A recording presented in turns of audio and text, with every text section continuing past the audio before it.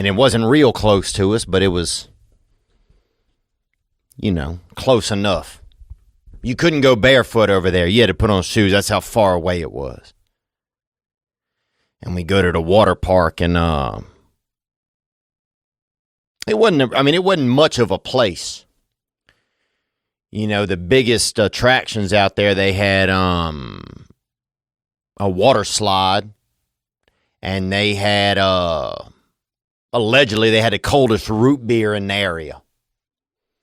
So you'd go in there and people would be like, "It ain't that cold, I can handle it," People drive down from the north, from Canada and Saskatchewan, Michigan. They drive down, "I can handle it, I can handle it." And they drive down there, and I remember you'd go in the general store over there at that water park. It's called Lando Pines. And you'd go in the general store there, and man, it was, when you even opened the door to that general store, it was frosty in there. You'd see the Polar Express go by in the distance. All aboard, Wilson. And you'd get in there, and you'd be barefoot because you'd just come from the water slide in the pool. And you'd be barefoot rocking around in there, and it's so cold. I remember as a child trying to get back close to the cooler where that root beer was. And I remember hugging it. You'd hug anybody who was near. "Help me." I remember there was an old woman by the baked beans one time, and I just got right up in between her legs for a minute. I just trying to get to that root beer. And you'd get back near the thing, and you'd have two or three of us kids pulling on that root beer on the cage it was in. It was in like a big cage, big glass cage, a big aquarium. Because it was so powerful and so cold. And you'd have to pull on that door and get your little buddy, "Help me. Terrence, help. Help, Terrence." And little Daniel would be over there on the other. He'd be pushing against the damn door. He thought he was helping. And he's over there just, he's leaning on that bat like, "Dang, come on, man." And finally you get it open. You get that door open. Santa come walking out that bitch. I mean, it had been, it was cold in there. Santa come out. You'd have a damn, a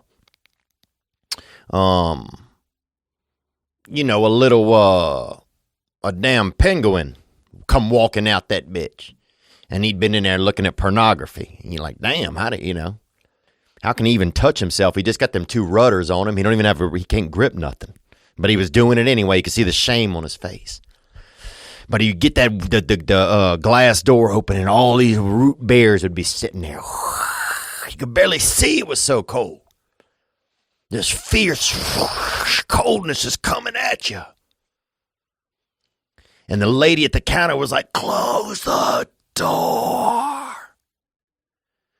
And you grab one, dude. It took all the energy you had inside you just to grab one and lock onto that can. And at that moment, you damned the makers of the root beer. Because why they put it in this cold, the can is cold. And then you bounce that thing all the way up to the register, you and your friend, tossing it to each other. You set it on the desk, on the counter. And that lady would be like, 65 cents.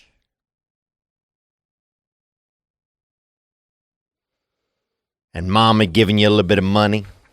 And you put your money up there and you get it. And you'd walk out of there, man, and just out into the distance. Out into that, back into the world, the warm world. And you'd gone on an adventure. You'd gone and you'd gotten something. You'd gotten a piece of dang. You'd gotten you a thing. You'd had a journey. Getting that, and you're so cold. And then you couldn't take your hands off the can. I remember one time my hands got stuck to the can. Damn, all day just, I looked like like one of those guys outside of a Macy's or something at Christmas, trying to, beg for money, shaking that can. I just couldn't get my hands off of the can. I couldn't uncan my hands. Just,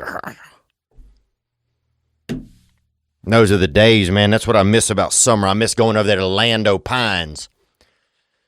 And and sometimes they had red root beer. It was this Barks root beer, and it was red. And you'd sip that, and it'd make your lips all red and pretty. And you'd wander out into that, they had a lot of weird perverts out there, baby, pedophiles out there, living out there, barbecuing. You'd see a guy in the distance out there, putting damn lotion on his arms and grilling up a couple of Johnson's brats. Like, damn, what's he, that guy even got a family. And just putting cologne on. You'd see a man putting cologne on by himself and grilling wieners and grilling franks. God. But those are the days, man. I miss that about summer. I miss that about being a child when everything was an adventure. Those days of even just being out there at Lando Pines Water Park and walking into that cooler and getting you a cold root beer. Everything when you're young, everything was an adventure. And I miss that. I do. Believing that there's something that you are on a forward turn. That that your projection overall is upward. You got to believe that. I hope you do. If you're feeling like you don't, I hope you're able to just to remodel that. And don't listen to yourself for a second and listen to me, and let me tell you that you are on the come up. You are. And whatever you're going through or dealing with or been dealt with, you playing blackjack with the devil, baby. That's a life is just you sitting right there. Hit me. And then bust. Damn. It's just, so whatever you've been dealt or whatever you're dealing with, just slow the game down. Look for the waitress, order a water. You're going to be fine. Man, I got to go see Hank Williams Jr. last night out here in the Central East, baby. And if you haven't seen this man, Thunderhead, baby, you know what I'm talking about. This man, he's a real rostabout, he's a real, he's like a, he is just a damn super honky. That's what he is, baby. He's got music built into him. You pat him on the back, a damn ballad will come out of him. I bet when they burped him as a baby, a couple of B flats fell right off his tongue. That fella, he's got this gumption in him. And a lot of you guys know who he is. He's a legend. He's legendary. And he's legend non-dairy. He's probably also a lactose-free legend. Because I don't know if legendary is, I don't know if that's cheese-based or what it is. But he is, he's this whispery, whiskey, whisker cat. He's kind of this fat cat that's never been neutered, kind of, it was interesting to watch him. It was really interesting to watch him. I've gotten to know some of his family over the years, mildly, just by acquaintance. And anyway, I got to go see him play live, and that was quite a treat. Him and Dan Auerbach from the Black Keys were over there. And a lot of other beautiful women and men, I think. And somebody else was on stage. I think it was a woman or man. It could have been a man, could have been a thicker woman. Not sure the angle I was at, I don't know. But anyway, beautiful music and just a good time. And also, I'll tell you what else I got to see. I got to see you guys. Went out to Albuquerque over there. I haven't talked to you since that. Albuquerque. Somebody's like, welcome to Albuquerque. It's like, how many cares are in Albuquerque? I said, man, I'm happy to be here. I said, he goes, where? And I said, and they trick you because they want to hear you say it. Because they know you can't say it well because nobody can. Because they can't also. And the man said, I said, I'm happy to be here. And the guy goes, where? And I was like, Albuquerque. Hey,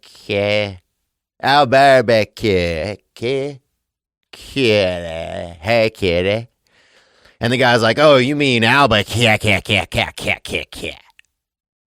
This, the whole day, they don't even, if you look at it on the map, it says ALBER,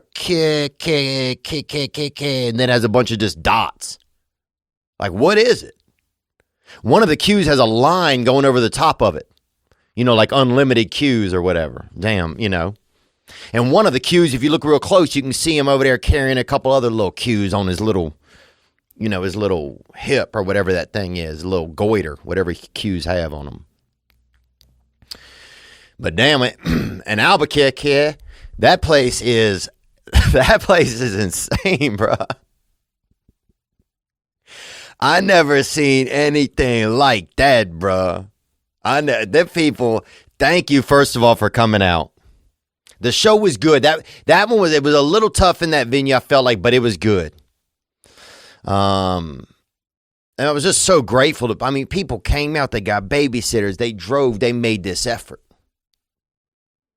And they came to see me, man. And that's what I'm saying. Thank you. Thank you. Thank you for that support. And they had dang, everybody, people are like, dude, they got aliens, man. They got aliens, bro. They have vatos out. They got like Area 51 out there. Hey, dog, you believe in Area 51? Like, what? Yeah, dog, you know what I'm talking about? Aliens, papa. Like, what, dog? Like, ¿qué pasó, perro? Oh, dog, I'm talking about aliens, dog. You like Area 51, dog? You know what I'm talking about?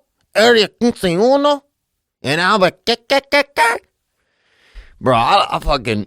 And, dude, the crazy part is everybody there is talking about aliens. And the aliens are the people, bro. We went into we went to a Love's gas station because everything shuts down in Albuquerque at probably about midnight or probably at 10 p.m. Bro, we had to walk because one of the Ubers, the man said, I ain't coming over there. I'm like, all right, fuck, man, all right. We'll figure it out. We'll do old fashioned. So we walked, the original Ubers, baby. You know what I'm talking about? Feet and kneecaps, baby. That freaking ligament, them little ligament, them bangers, baby, them lifters, legs. I was like, all right, we'll use these bitches. And so we start walking. First guy we see has a sword. Okay, that's wild. Guy had a sword on him, and he was a grown man, too. And we just didn't want to kind of, he was walking around, but you could tell he was asleep. So he's one of those sleep swordsers. So it was just one of those, he's almost like one of those, like on a video game, if you don't get close to him, they don't know you're there, kind of. He was like that. So like, all right, let's just maneuver around this little guardian of the Greyhound. He was basically guarding a Greyhound station. But anyway, what was I talking about? Oh, Albuquerque, yeah. But everybody there, they talk about the alien, but the aliens are there amongst the people. It's so mixed in. And we went to a gas station, and this guy in there was just walking like he moved like his head. He kept moving his arms up above his heads while he walked. Like, oh, dog, I'm looking for some Rolos. I'm looking for a whatchamacallit. And everybody there had a parole officer with them. And that blew my mind. But that's solid police work. And thank you. That was great, man. Over there in the Albuquerque. That was great. We saw that. What else happened, man? Yeah, I tried to do meet and greets after the shows in most of the city. I tried to pop out and say, hey, if I have the energy for it. And we made it over there through Midland and Lubbock. And we made it over there through, where else were we? Dallas. Beautiful, man. You know, thank you to all to Texas. And then we, you know, this past week we made it through Georgia and over there to Alabama. And, but what else happened? Oh, also in Albuquerque, they're like, dog, you got to try the chilies, dog. Have you had the green chilies? Dude, somebody, right. That place is crazy, dude. I went to like this meeting there. You know, I got 51 days sober right now. So that's where I'm at. And I'm feeling very grateful for that. And so I went to this meeting, and the dude, I know you're not supposed to talk about what happens in meetings. That's fine. I was at a meeting once, then I'll say it like this. And it was just me and someone else. And the man was hitting on me, bro, in there. Like, dude, I'm trying to get sober, dog. Not gayed out. You know? So it was just like, dang, bro, you got to watch that stuff. So, if you're at a meeting and a guy takes his shoes off, dude, and he started doing that cat's cradle thing with his shoelaces. He took them out of his shoes and was doing cat's cradle with them. I'm like, God, you know? But in Albuquerque, they always want you to try the green chilies. People are like, dog, my cousin got attacked by two guys with lightsabers, you know? But have you had the green chilies? Like, that's all it is there. It's like, man, my friend got run over by a Volkswagen, but have you had the green chilies? People are like, dude, man, my wife fell off a building last week, and it was, you know, nobody knows what happened. I was up there with her, and we got in an argument, and she went off the edge, and damn, have you had the green chilies, man? Because they are good. So it's just that kind of place. It's that green chili belt over there. And look, I will say this. They are good. Everybody in Albuquerque seem like they are waiting for a Greyhound bus, even if they're not at a Greyhound station. I feel like everybody has luggage. Yeah.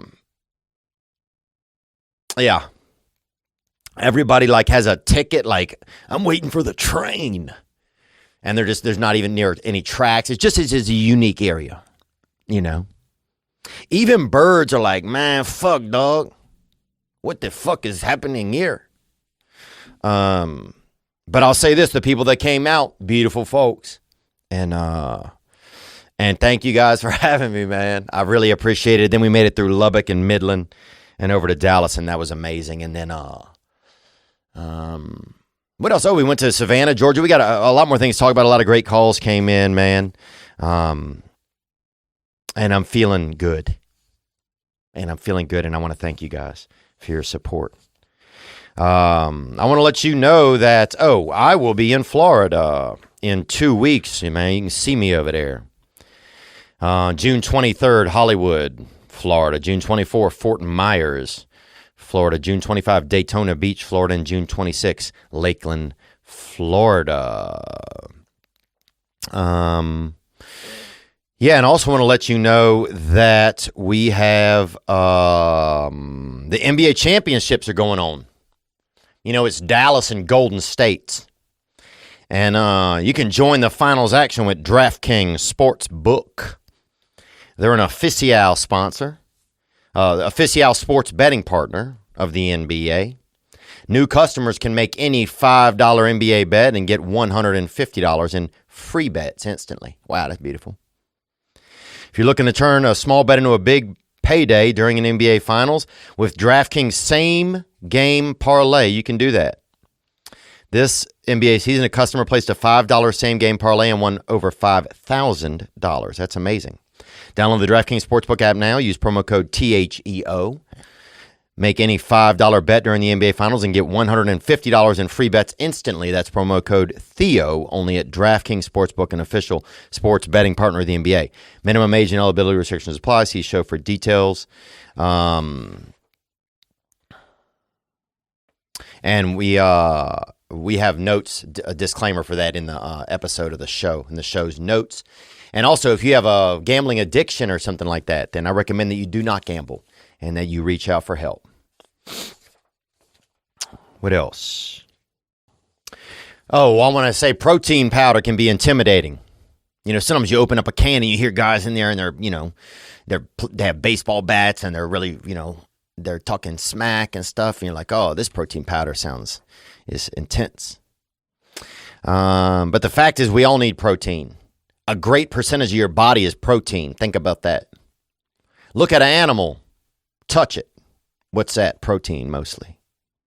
It's not just about muscles. Protein helps support bone health and satiety. And as we go through life, protein needs change. So it's important to choose a mix for different life stages. Rituals. Essential Protein is the delicious plant-based protein powder with 3 distinct formulas designed to meet the body's changing protein needs. I like this plant protein, man. I like plant protein.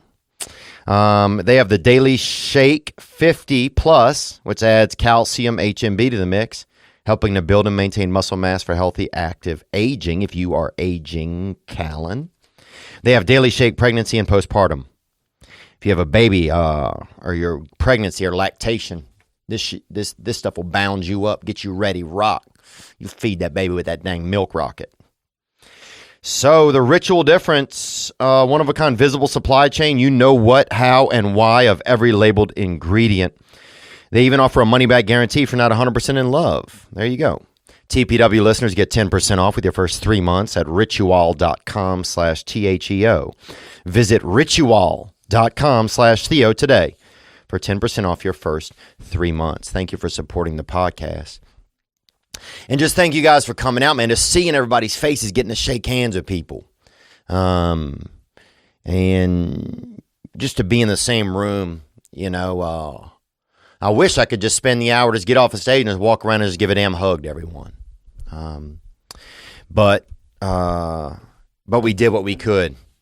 And thank you to everybody that came out. Where else? What else can we talk about here? The bus broke down, that bastard. Now, that thing had some, I mean, it was, that thing, it looked like it was just made out of dang,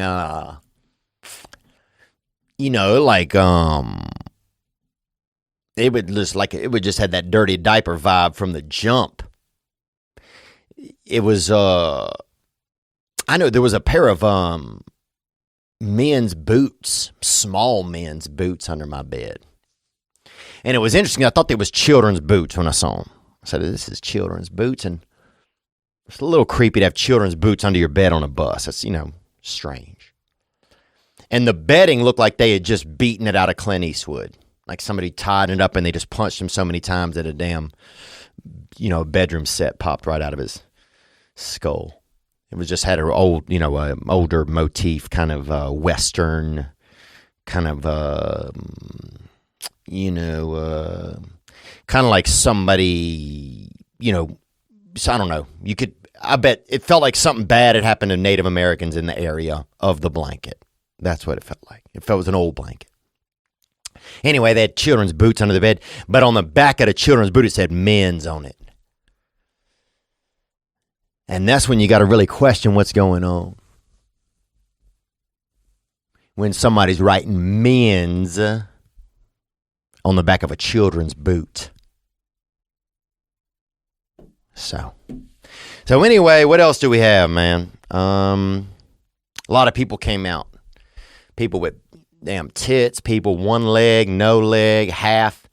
Dude came out half a head. Dude came out no teeth, bro. Lost all his teeth, he said. For 2 years, he's had no teeth. And beautiful. Beautiful, dude. So I don't know what he started saying something else. I had no idea what he said because the teeth help a little when you wording out. But that fella came out. A couple of people with wet hands came out. I remember that. People left gifts. A lot of nice things, this and that.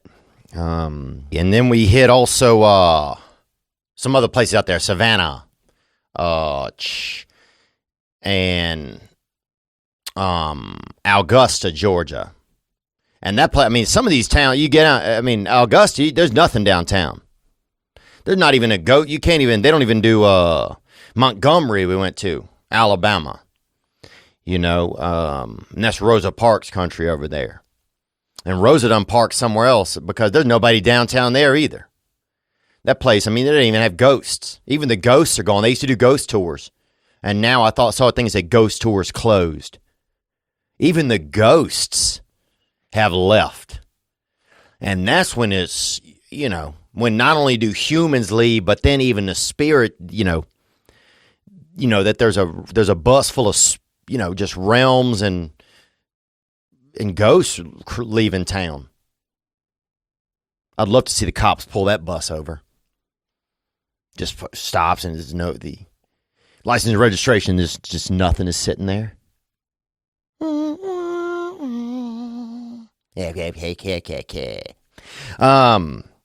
yeah, man, just great shows. Thank you to everybody that came out. A lot of great energy, just beautiful folks. And I wish I'd have gotten to say hey to everyone in person, but just a lot of kind messages and things that I did hear from people. And so thank you.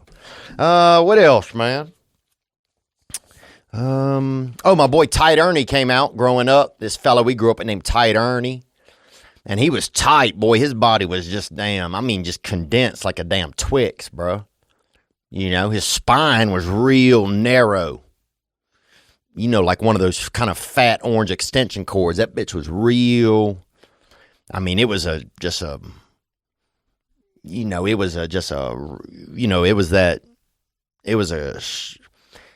was a lean portal he had on him. He was just real. His whole body was tight and condensed, If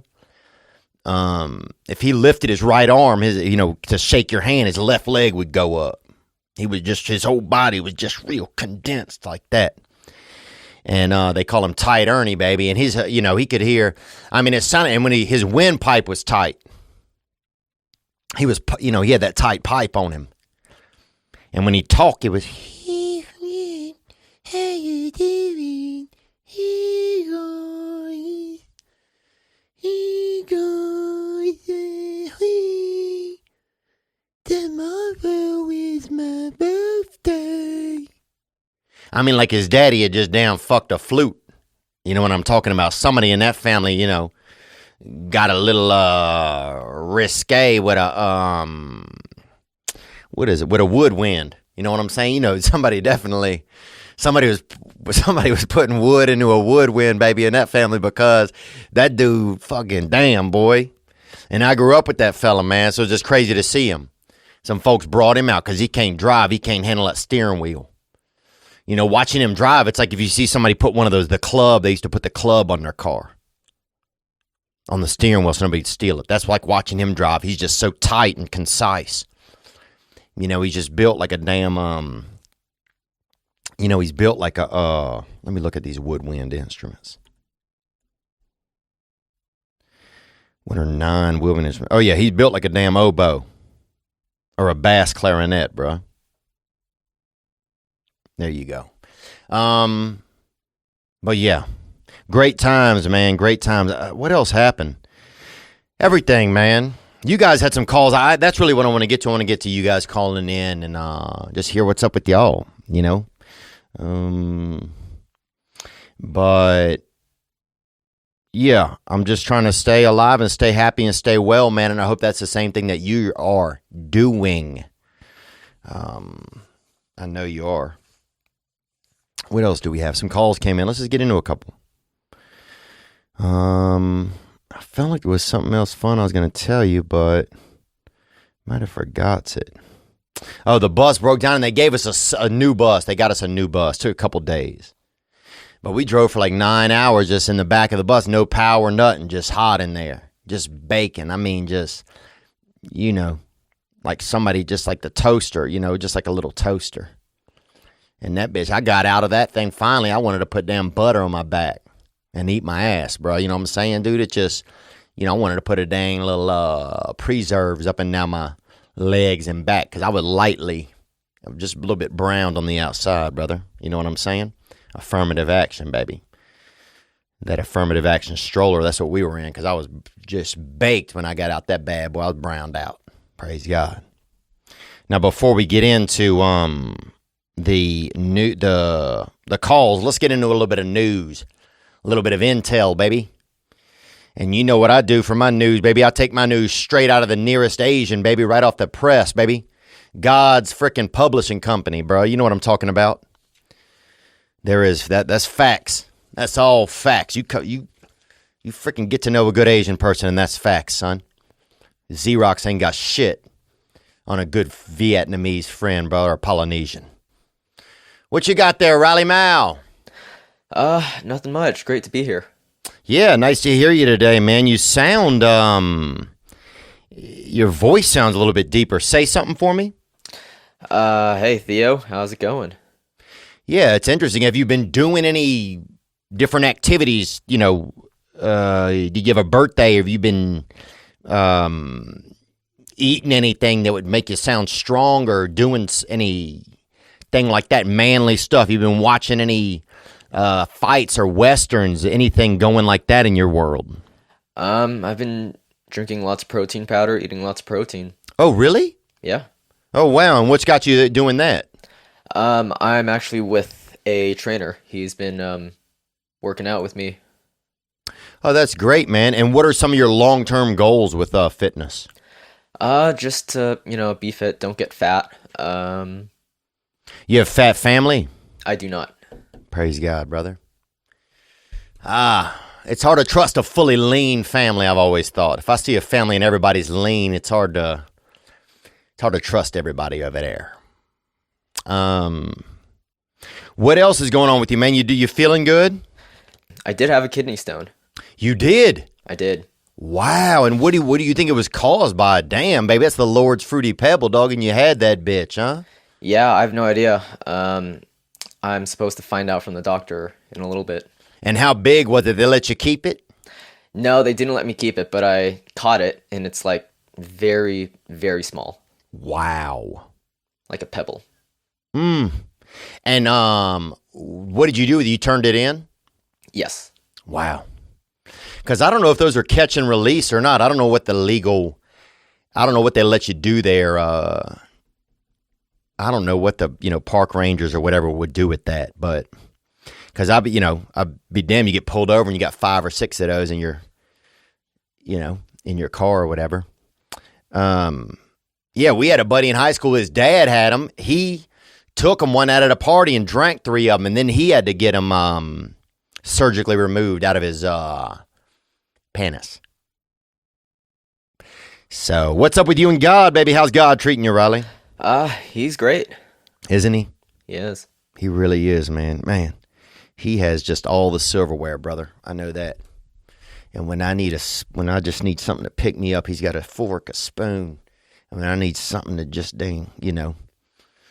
just slice right into my damn heart, he's got a knife. Praise God, brother. In the news, what do we got there, Riley? Anything happening in the news? Let's see. A Disney worker ruined a proposal. Oh, really? Let me see. Do we have a video? Is that here? Yes. Let me look at this.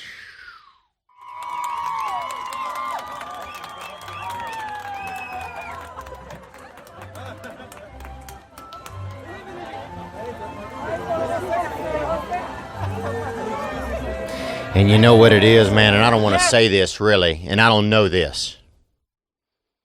But a lot of Disney is known, it's really a hotbed for a lot of gay men. Go work there. It's their first step out into a place where they're really, I think, it's a mecca for gay men. It's basically the Wailing Wall in a lot of ways, or it's like, What's another Mecca, Riley? Like a popular place people go to.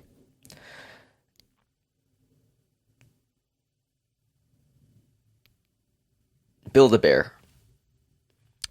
No, that's no, like a popular place that people go to, like a national monument or something. All right, thank you for the help, brother. It's it's like a Disneyland has long been a hotbed for. It's kind of a homoerotic sort of a halfway house for young gay men, I believe. Have you ever heard this, Riley? I have. And there you go.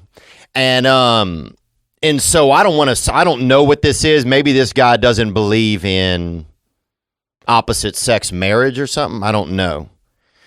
So I'm not accusing anybody. I'm saying that could be something that has occurred. There could be some opposition to that in that realm. You also, maybe they just don't let people get married there. Because if you notice, a lot of the different cartoons don't have parents. They want you to believe they all magically occurred and there wasn't any sex, Nobody wants to think of like a wet, what's a popular Disney character, Raleigh Mao? Mickey Mouse. Nobody wants to think of Mickey Mouse covered in amniotic and little, maybe a couple duties under him or whatever from a crazy birth, from coming down the damn, the Thunder Mountain, Mom's Thunder Mountain. So praise God, baby. But I guess the man said no. He said, "You go on out of here and come back with a buddy or something." Who knows? I don't know, but they're not letting them do it, and it's kind of a bummer. I think if you see that in the wedding video, it just promotes Disneyland, but maybe they'd have people doing it all day, so that could also be an issue. What else we got, Riley? Let's get into one more news story. Let's see. Some TikTok pediatricians urge people to stop sharing dangerous baby formula recipes. Okay. And were you baby formulaed, Riley? Do you remember? Were you on the bag or were you on the tit? I don't remember. Huh. No recollection? No. Even if you purse your lips a little, does anything come back to your memory? No. Nothing to mind. Well, they say, people making dirty baby formula on here. I'm not shocked. People are doing stuff on TikTok. People doing bad stuff on there. Everything, fake gasoline, all kind of shit. They had people said they came back from the past and shit on there. Time travelers, all this shit. People believe it. And I guess it's I think if you go in there to get a recipe for a bouillabaisse or a good soup, that's quality.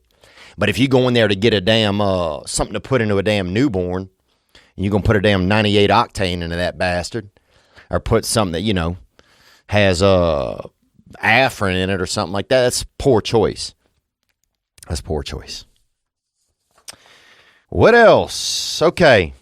Let's do a couple more ads and we'll get into some calls, man. We had some great ones from you guys. Mud water, I want to let you know, is a coffee alternative with 4 adaptogenic mushrooms and Ayurvedic herbs with 1/7 the caffeine as a cup of coffee. You get energy without the anxiety, jitters, or crash of coffee. Now, a lot of people don't want to do something new in this realm, but you don't realize that coffee sometimes can actually, there's so much rattling in it that it can hurt you. Each ingredient was added for a purpose. Cacao and chai for mood and a microdose of caffeine. Lion's mane for alertness.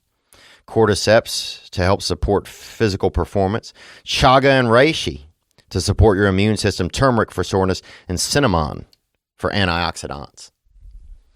And man, let me just tell you, there's a comfort when you take this that you feel like you have more of a control over what's going in you than just dousing yourself with that dirty frickin', Just that primate-ish coffee.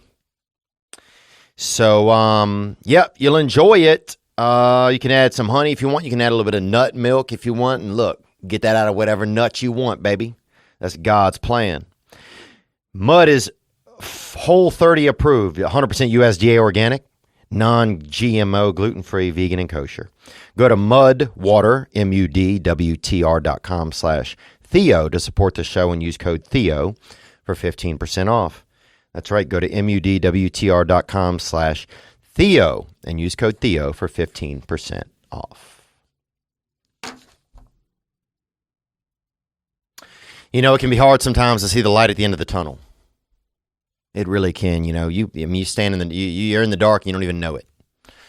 And that's what happens a lot of times with high interest debt and high interest credit card debt. You know, I had a card I was paying on for a while. I didn't even realize I was spending about an extra $70 a month. It took me about a year and a half to realize, like, dang, man, I could have been saving. But I didn't know. Can't be too hard on myself. Upstart powered personal loans can help you pay down high interest debt all online with simple and easy to understand payment terms. They've helped over 1.8 million. Upstart has helped over 1.8 million customers on their path to financial freedom. That's right. Upstart knows you're more than just your credit score. So rather than looking at your credit score alone, Upstart's model considers other factors like your income, employment, and other information provided in your loan application to find you a smarter rate for your loan. That's amazing. You can check your rate in minutes for loans between $1,000 to $50,000. Don't wait and check your rate today at upstart.com/Theo. That's upstart.com/THEO to check your rate today. Don't forget to use our URL to let them know we sent you. Loan amounts determined based on your credit, income, and certain other information provided in your application. Go to upstart.com/Theo. All right, let's get into a couple of calls here from you guys. Thank you. And as always, the hotline is 985-664-9503. Theo, it's Jonah from Seattle, Washington, man, and Jonah up there. And Jonah's a name of a famous whale, too, if you ever looked at that in the Bible or in, I don't know if it's in the Bible or if it's just outside of the Bible. But Jonah was a famous whale. Onward. In Seattle area, man, we get pretty crazy with the weed, man. And, you know, I grew up, ever since I was 13, been smoking weed. And it's definitely an area of my life that, you know, nothing wrong with it, but it's an area of my life I want to grow in because I can tell it's definitely taking a strong grip on my... Oh, yeah. Weed will, it's comfortable. It's comfortable. It's like walking around with just a pillow, party. It's like a pillow party. Hey, I'm having fun. My brain's kind of fun. Looks cool out here. What's going on? Oh, I lost my job. Oh, all right. Oh, Dunkin' Donuts. That's weed. Let's hear it. My life, and I definitely don't know how it is in Louisiana. I was just wondering, out there in Louisiana, man, what does it look like dealing with the people who are always stoned? Do you even see them? Well, look, brother, I'll tell you this, man. I grew up in Louisiana, and it's a beautiful place, dude. If you believe in beauty, then you believe in that state. And it's one of the top 50 states, and it's Louisiana Purchase. We did that. So half y'all would be Canadian if we hadn't done the deal. You're welcome. But I want to say this. I remember weed was fun. Weed was fun back in the day. You get that swamp gas, baby, and you just start huffing it up. And that shit was brown, bro. Some of it have a damn gator claw in it. Or a damn little falcon, half a falcon nut in that bastard. Weed, Louisiana weed, baby, damn. That thing, bro, you take a hit of it and the water level in your yard would rise. That shit would, whew. That shit was thick, boy. That shit was thick. That thing, dude, you damn, they had just trimmed, baby. That shit was they trimmed those Reggie Bushes, bro. And you hit that Slam Jordan, dog. You know what I'm saying, baby? That shit was stout. And I loved getting high as a child. Was great. I don't care where you were. You know, dude, I remember the weed. You get a bag of weed on it, and if you didn't want to smoke it, they'd have a damn recipe for you. Make you a little bit of A2 faded, you know? Some, you know, get you a little bit of just that gumbo. Just that freaking, get your brains all, you know. You'd have your brain just fucking looking for itself, bruh. You know, you could feel your brain looking for itself, dog. That shit get you gassed up. That shit'll have you singing the national anthem, bruh. That shit'll have you singing a national anthem to a spice rack, dog. That's that Louisiana swamp gas. Yeah, getting high in Louisiana was fun, man, as a child. And getting high anywhere as a child is great. If you can do it then and do it well. And do it high. And I remember we used to be over at my buddy's house, and we used to get high over there. And his daddy wasn't super fond of gays at the time. He wasn't anti-gay. He just didn't know anything about it, and it made him real uncomfortable. So me and my friend and my other friend, we go outside, we smoke weed. I'd come back in early to the house. I'd be the first one back in, and I would go to my buddy's dad. I would know about that kind of gay trigger he had, and I would just tell him, I'd be like, hey, Mr. Mike, they were kind of being a little, I don't know what they were doing, sir. I saw them kind of like, once somebody took their shirt off for no reason outside. Some of the stuff was just made me uncomfortable, right? So then my two buddies would come back into the house stoned out the gills, baby. I mean, just fucking fish food, and baby, they wasn't doing well. And now suddenly my buddy's dad is grilling them about being gay, and they don't know that I told the dad the stuff. So I used to love that kind of shit, man. Creating ambiance, that, that shit was just so good. That shit was fun, baby. Those are the good old days. You ever done anything like that, Riley? You never smoked any weed, have you, Bubba? I've not. And are you afraid? Do you believe that getting high could lead people to homosexuality? Possibly.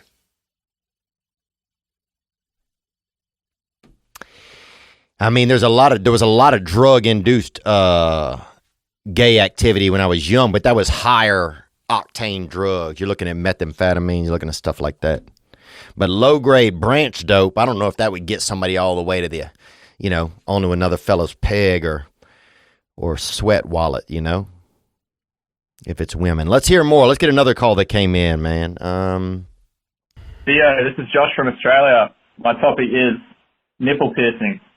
I've just recently started dating this girl, and she's got 2 nipple piercings.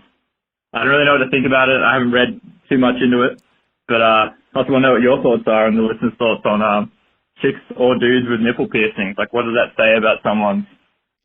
Look, man, I think it says, for one, that they got no excuse not to have a spare house key on them. That is for sure.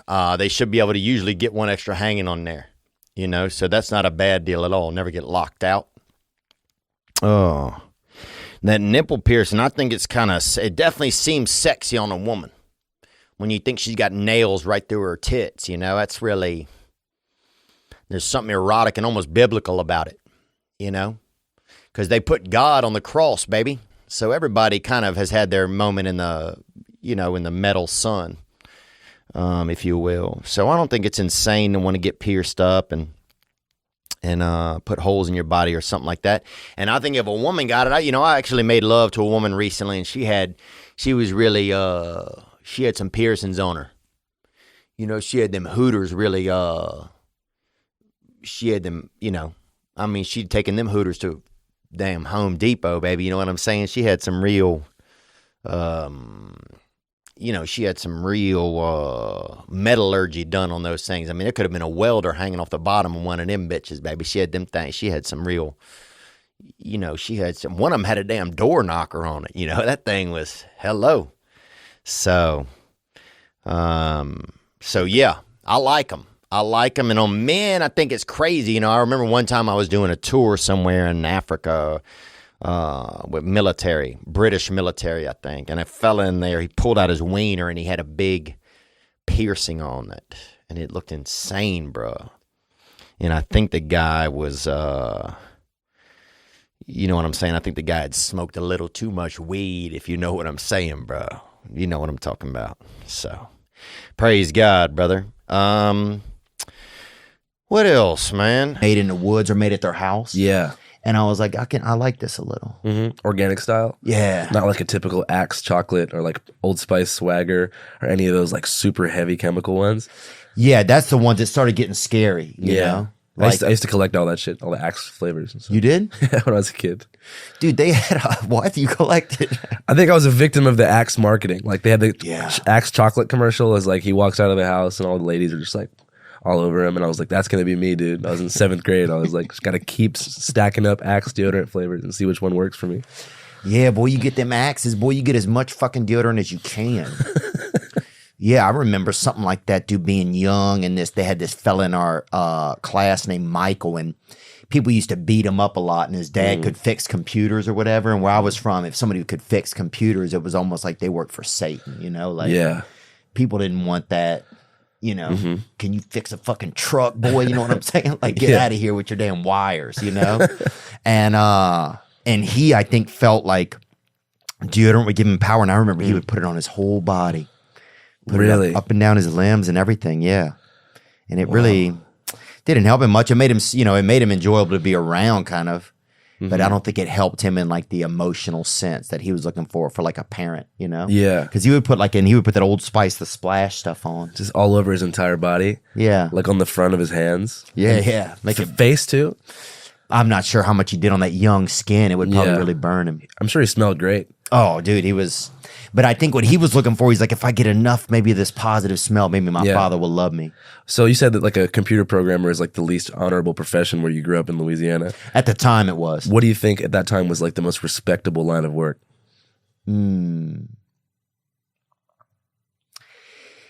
Probably tire care. Yeah. Fixing them, patching them up. Yeah. Yeah. You could roll in there and roll out in about 12, 13 minutes, you know? Yeah. Is this before Discount Tire kind of like took the mom and pop tire spots out of business? Yeah.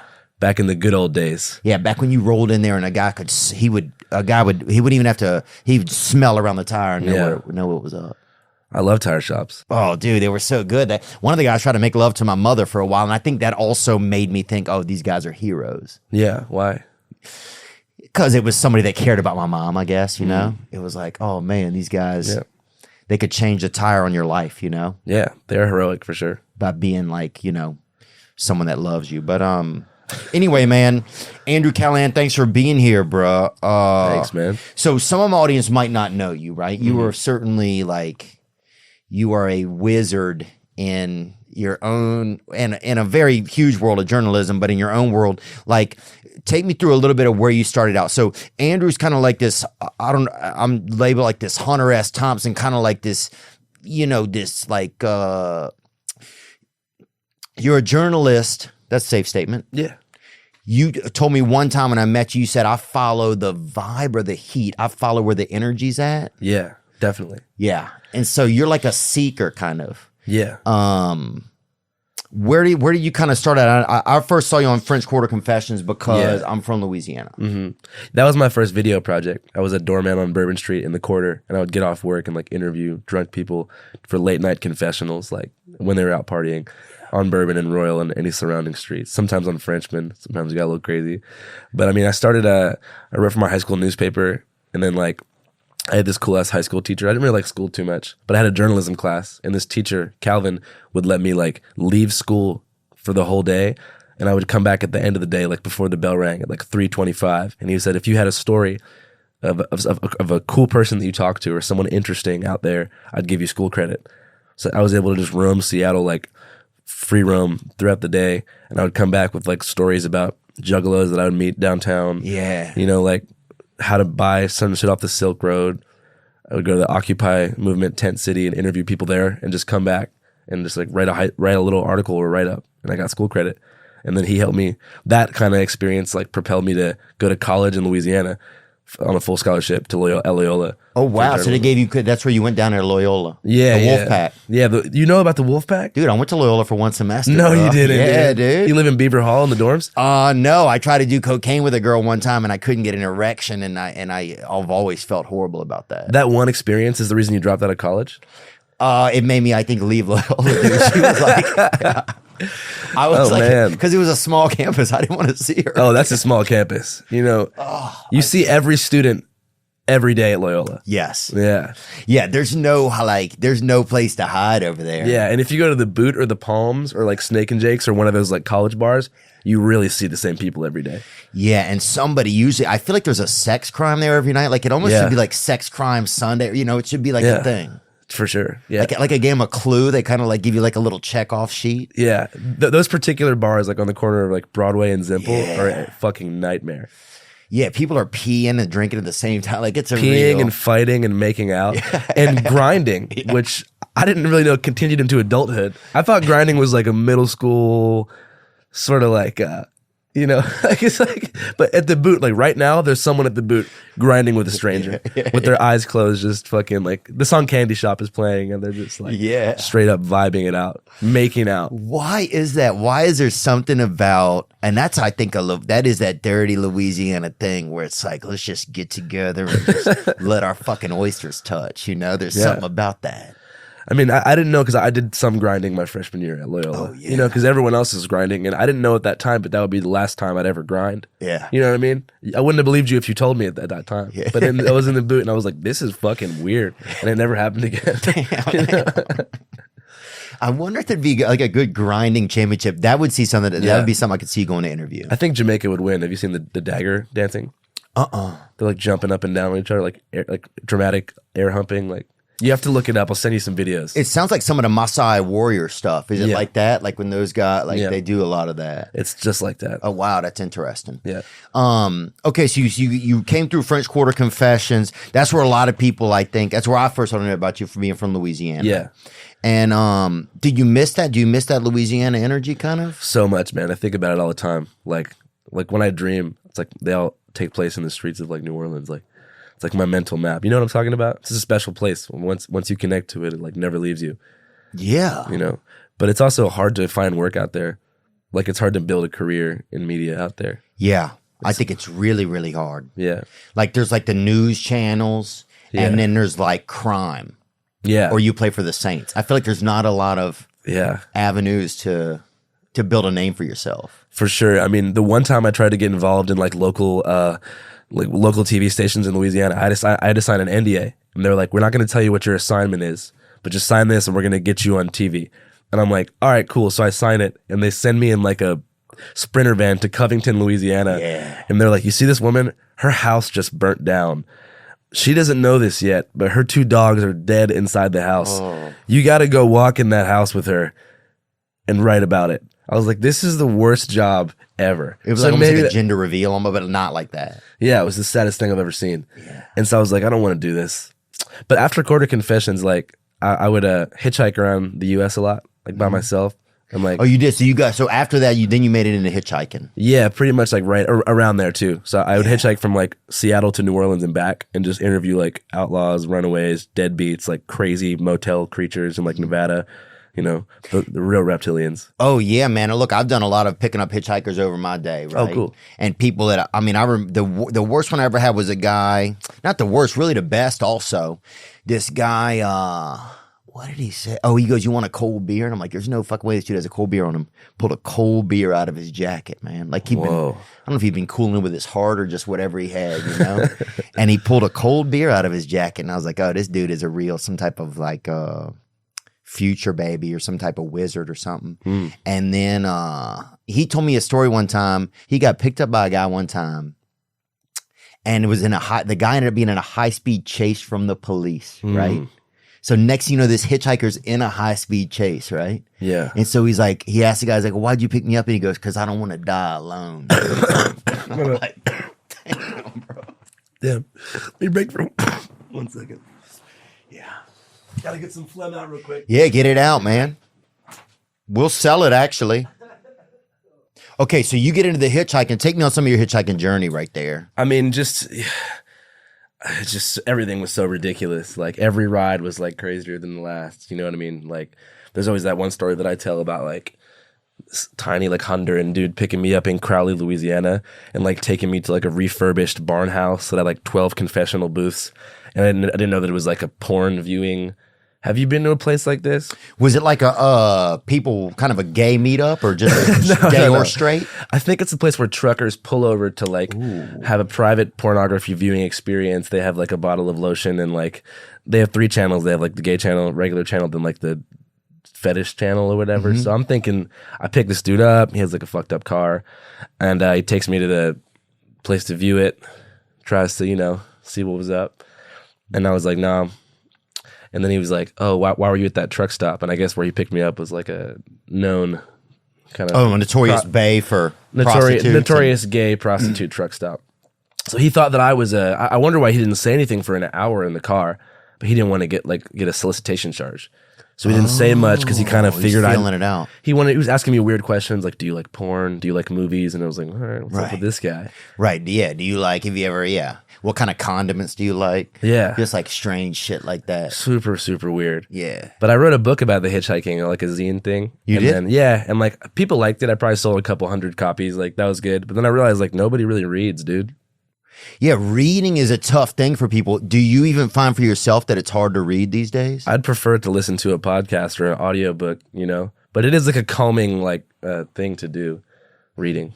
Yeah, I think it makes my mind, it does something good for my brain. Yeah. I feel like in my mind, it makes them kind of settle down. It puts them like on a pace that feels like they can keep up with. Yeah. Whereas like the way we kind of have media nowadays, sometimes it feels like a pace that's not fair to the operating system that I have, that God put in me or whatever. Any hotties ever pick you up? Any chicks ever pick you up? Was there ever any sex on the route? No. Wow.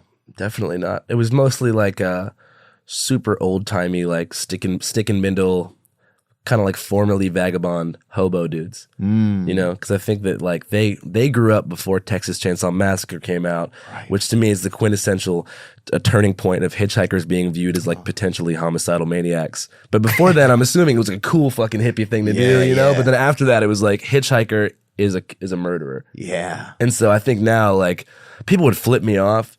Like good, and we're talking like Christian family folk would be driving in a minivan, look at me, and the whole family would flip me off. Oh, that, yeah. Just strange. Look stuff. at that, yeah. Yeah, they used to call, I remember, people would sometimes drive by, call me a road N-word. They would call me, and I'm like, what? What are you even talking about? Wow. Yeah, just like, what?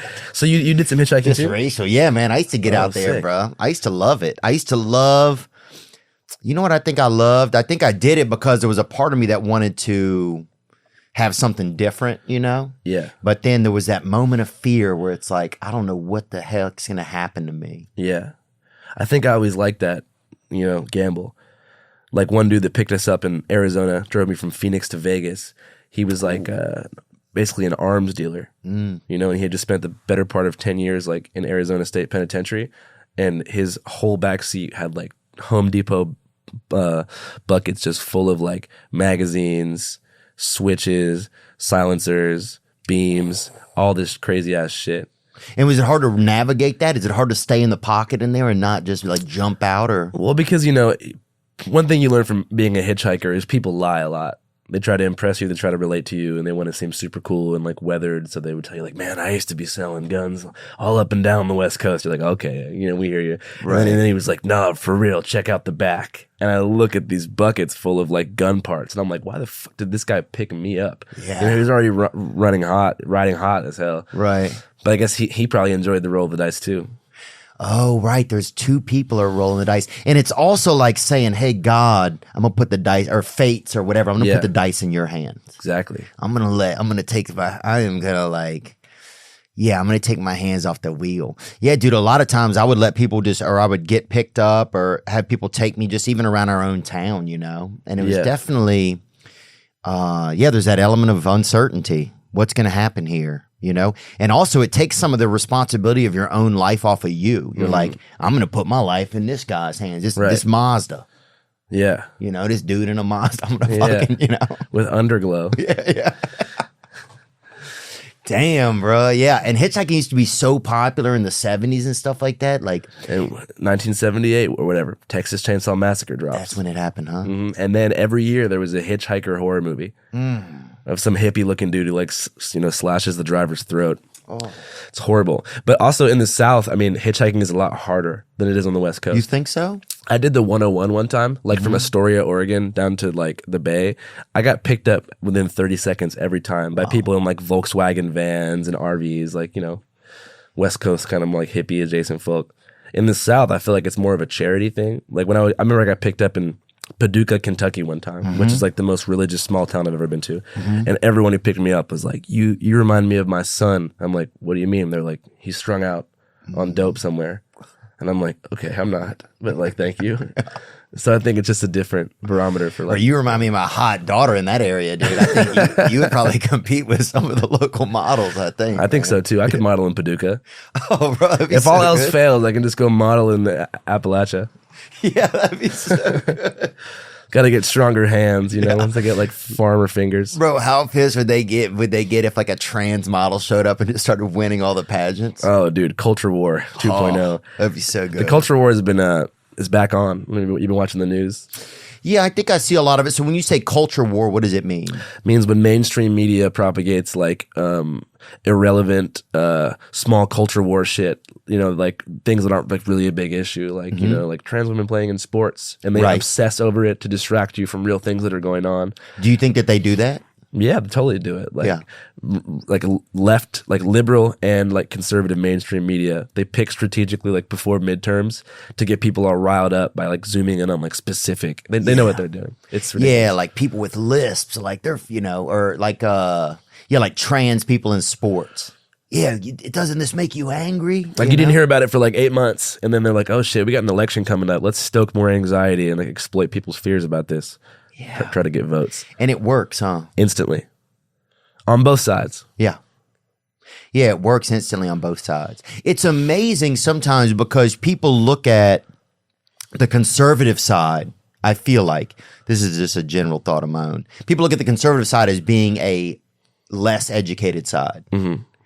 But both sides will fall for the same exact tricks. Yeah, totally. It's almost crazy. You can almost, I don't know. It's just really fascinating to me that it's like, but this is the same game being done on both teams. Oh yeah, totally. Like liberal media will go to like the furthest sticks and boonies they can possibly go to find like their like racist guy to interview. Yeah. And just to get people all freaked out. And I'm sure you know what that's like. They often scapegoat the South. The South Yeah, is it's happened a always- lot. It's happened a lot over the years, especially during during Trump, during like that administration, during that kind of stuff. Yeah. Those white guys in Charlestown or whatever, like Charlottesville. yeah. Yeah. I thought it was surely like there was probably a couple of dudes in there who was hoping things would go to another level of like of let's white it, whiten around. Yeah. But I think there was probably as many people in there that were just confused and responded to a Craigslist ad. You know. Yeah, for sure. And just falling victim to their own echo chamber, you know, like they're in these tight, weird online niche communities, and the algorithm starts recommending shit to them that they already know they're going to be receptive to get more ad revenue. And before you know it, they're just like down the rabbit hole. And these social media companies are making fucking millions while these people are just spiraling out of control. Yeah. Then next thing you know, they're yelling shit about Jews in public. I mean, that's crazy, dude. You know, I don't yell anything in public. Yeah. Michael Myers is honestly, bro, the dude's not that scary anymore. I saw the last Halloween, it was horrible. The one a few years ago was horrible. I can't imagine how bad this one is. But if you look at him, he looks like the kind of dude that tightens his body up. Cause he's got that whacker on him, bro. He's got that trimmer, baby. That he got a damn machete, doesn't he? What I'm telling you about is Manscaped is the safe way to do it. That man could easily whack his wiener off, but you won't. Manscaped launched their 4th generation performance package to make sure your pumpkins get the ultimate carving experience on this spooky time of year. That's right. Turn your bite-sized treat into a king-sized candy. That means get your wand looking long wand. Join the 6 million men worldwide who trust Manscaped by going to manscaped.com for 20% off and free shipping with the code Theo. That's manscaped.com for 20% off and free shipping with the code Theo. Make the right call this spooky season. It's trick or trim. Now a word from our sponsor, BetterHelp. You know, one time I remember we got stuck somewhere in the mud. And people said, well, dang, we got to get out the mud. And I said, well, this is a 4-cylinder. This is a Ford Escort. And we don't stand a chance against the mud. We in. This is the damn devils. Gumbo got us stuck. Got our tires just begging for help. That can happen to your brain. Sometimes your brain gets stuck and you need something greater than you to help you. That's where BetterHelp comes in. BetterHelp Therapy. A therapist can help you become a better problem solver, making it easier to get out that mud. If you're thinking of giving therapy a try, BetterHelp is a great option. It's convenient, accessible, affordable, and entirely online. When you want to be a better problem solver, visit betterhelp.com/THEO today to get the 10% off your first month. That's betterhelp.com/Theo. Well, yelling in public also is such an outdated form of communication, unfortunately. Yeah. You know? Our voices now have to go through these certain portals, or it feels like that they can't be communicated. Yeah, there's no more like town crier. I mean, no one would take you seriously. Right, that's the thing. No one would take you seriously. But I seek out people like that. Yeah. That's sort of the basis of early All Gas No Breaks interviews is like, I don't want to talk to an online loud person. I want to talk to a real life screamer. Yeah. So you get get me to All Gas No Breaks, and then let's get to Channel 5. So and then just for our listeners, so you're doing the hitchhiking. You've left out of Louisiana, and you end up in Seattle. And then from Seattle, like down to LA on the West Coast and back to Colorado. I mean, the summers following that, I hitchhiked a bunch. But the book that I wrote, it's not for sale anymore. But it was about like my first hitchhiking experience. That kind of had like a small cult following, which led me to want to make a show. The book was called All Gas No Breaks: A Hitchhiker's Diary. Yeah. And I was like, man, nobody really reads. I want to make an interview based road show. So I convinced a company to buy me an RV, whatever. Made All Gas No Breaks. Fell out with the company over a contractual dispute. Right. Signed a movie deal with Tim and Eric. That movie is coming out in December. Awesome. It's with HBO and A24 and shit. Congratulations, so I'm man. stoked, dude. It's crazy. Wow. Man. Yeah. And so the movie will be about, I know you have a tour coming up too, right? Yeah. So, I mean, that's crazy, man. I start my first ever tour in like 12 days. It's like 45 dates, like back to back. We're going to screen scenes from the movie. We're going to find like battle rappers and magicians via Craigslist to open up each performance. You can have some people from episodes I know that you've already taped that will be at some of the venues. Yeah, definitely. And it's just crazy. I've just been like trying to be calm before the tour starts. I've just been playing tennis and hanging out with my mom every day. Oh, wow. Yeah, at Venice Beach, tennis courts. Do you and your mother look alike or no? Yeah, for sure. Y'all do? Yeah. That's cool. I think so. Yeah. Yeah. Is your father still alive or no? Yeah, he's alive. He's a bartender in Seattle. Oh, he is? Yeah. Oh, wow. He's a cool dude. Are your parents pretty proud of you? Yeah, I think so. I hope so. Yeah. They should be, I think. Yeah. You know what I mean? Do you feel like your desire to create or to get out there and interview people, do you feel like any of that came from your own childhood, or do you think it was just a choice you kind of made as you, like, is it more about journalism or is it more about seeking something to fulfill something inside of you? Well, I think my mom is like a super sweet, like caring person, very empathetic, big listener. She was the kind of person that, like, if someone would approach us on the street, like I need some help, she would always help them. But a step further, like talk to them and converse with them. And so, like, I think when I was super young, she would humanize people just day to day for me. So I didn't grow up with this wall or like glass wall between me and like people who I didn't understand. Right. So I just kind of went through life. And then like when I started smoking weed when I was like 13 in Seattle, like walking around downtown high, I just became like this, like a toddler level curious, like wanderer. And I would just walk around and be like, what's up? Where are you from? And I would ask people, what's the craziest thing you've ever seen? When I was young, I'm like, what's the craziest thing you've ever seen? I would just sit there for like an hour and be like, damn, dude. All right, peace. So I was like listening to basically 5 hours of free podcasts today. And so by the time I got old, I was like, damn, you can make a career out of this? Like, that's sick. Wow. That's incredible, man. Yeah, Seattle at night gets really, it's got a damp vampires running around, bro. There's a lot of damn condensation fucking drug muppets bouncing around over there. Certainly so. That's it's a beautiful wild. American city. Yeah, we used to. Yeah. We used to do that comedy club, underground comedy over there. Yeah. It was honestly one of the best rooms to do comedy in. I don't know if it's still there. So now, so that's where you're at now. So now you got like, I mean, you do so much interesting stuff now. You follow, is that still kind of your goal to follow the heat, to follow what's going on? How hard is it to still do that when you've gotten busier? Right now there's not much happening in the news cycle. So it's like, I'm more doing like character studies and like random cultural interest stuff. But like once the midterms kick back into full swing, like I got to follow the news beat. Like there's nothing better than like being on the ball of news as it's happening. Like it's like the best feeling. It's kind of like addicting. Wow. Like watching history unfold and documenting it and being like on scene. I get how reporters can get addicted to like following that high all the time. But you got to like stay away from that to a certain degree, because then you become just like a chaos tourist and you spend every waking day being like, where are people pissed off? And you get so used to it. It's kind of jades your mind and you're like, man, like society is in decline because you spend every other day at like a right or left wing protest. So it's important to kind of zoom out and cover like positive subjects. Like I went to a powerlifting event in Sacramento a month ago called World's Strongest Man. Mm-hmm. That was just fun. No one's talking about like, you know, the Clinton deep state cabal or like the collapse of civilization. So I'm like, man, this is just nice.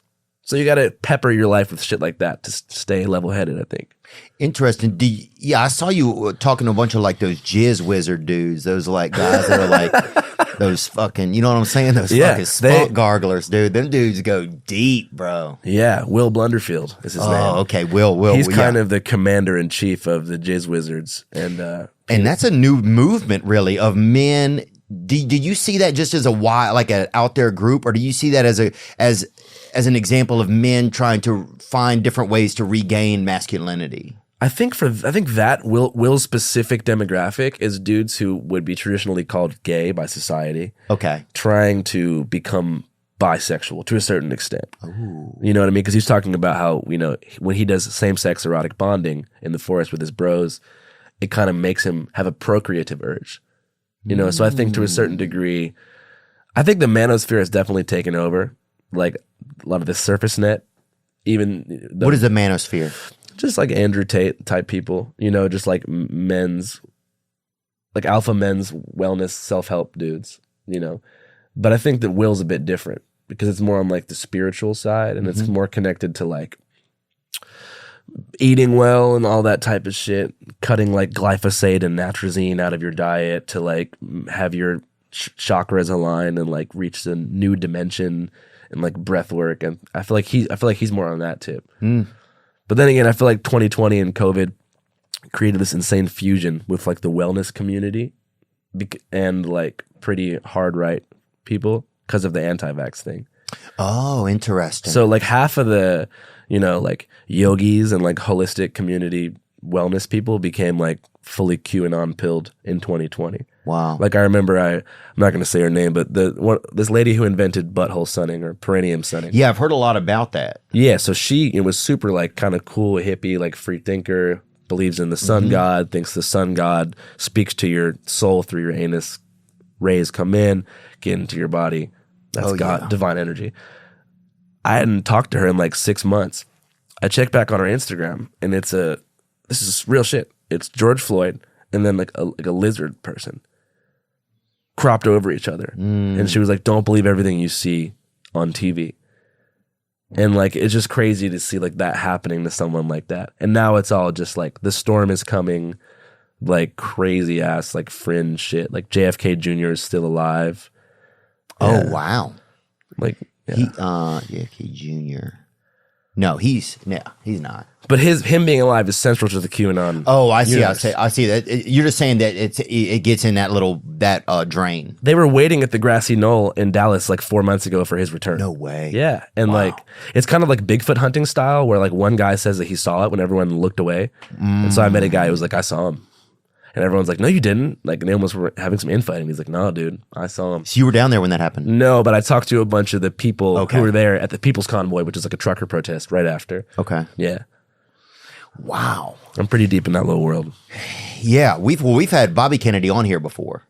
So he was big. He's a environmentalist. You know, so it makes sense that he would be, he was always about like taking care of nature. So then it makes sense that he would that his interest would lead to taking care of the nature inside of your body, like the waterways inside of your body and that sort of thing. So he's been a big, like, I wouldn't call him I don't know if he was he wasn't anti-COVID, but I think he was an anti-vax, or making sure that vaccinations are tested correctly. Because in my town, I grew up in Covington, Louisiana, and they were making the polio vaccine in our town in like the 60s or something, whenever they put it out, or maybe I think the 60s or 70s. And that's where they created the polio vaccine at, and they used to test it on monkeys. Well, the polio vaccine ended up giving cervical cancer to millions of women, but they'd already made it, and they were just like, fuck it, we already bought it, right? Like we already the deal sealed. Yeah, this is what we got. So it helped polio, but there was a high risk for cervical cancer. So I think some people, it also depends on, I think, where some people's mindsets come out of. Yeah. Do you now, like I know you just went and interviewed Alex Jones and had to sit down with Alex Jones. Yeah. What was that kind of like? Do you think the guy was absolutely crazy? Do you think he was overwhelmed by the lawsuit at this point? Or do you feel like he's on point with some stuff and he's just too loud for the world these days? Like, I don't know. It's such a tough one because I do see both angles of it. You know what I mean? And I had a lot of heat from a lot of my fans for even talking to him. I mean, the $1 billion verdict, he probably has between $2 and $3 million in InfoWars or Free Speech Systems is filing for bankruptcy. So he's not going to, the Sandy Hook families aren't going to see that money. Right. But I guess it's a precedent in the future for it's like because he was really coming after the parents as well. Right. Like he put one of the parents' addresses up. I mean, it's egregious. I mean, it's egregious when somebody and I can't imagine when you go through something like that. Yeah. And there's this voice that gets loud. Yeah. But I'm reading this book called Sandy Hook by Elizabeth Williamson. And like some of the dudes that Alex was like platforming on his shit. I hate saying platforming, but like this dude Wolfgang Helbig. And there's people who like were writing like 4,000 emails a day to the Sandy Hook families, like type shit, like harassing them, stalking them, leaving messages saying they're going to kill them, accusing them of keeping their kids alive as sex slaves in the attic and shit. Horrible stuff. So it wasn't a lot of people. It's not just about Alex. It's just some of the people. About the ripple effect. Yeah, because there's a whole community of lost people who devote their whole life to harassing the victims' families of the Colorado Aurora shooting, of Sandy Hook, of Uvalde. Like it's a whole community of crisis actor followers, like false flag people. Have you been able to meet any of those types of folks, even just to see like? Because I think one thing that's really interesting that you do, and I really like seeing it, man, is that you kind of you go and just kind of listen to people. It's like, hey, here's what's going on. And I think it's really powerful, even as you say, like some of your followers or supporters, like, oh, why would you even give this guy space?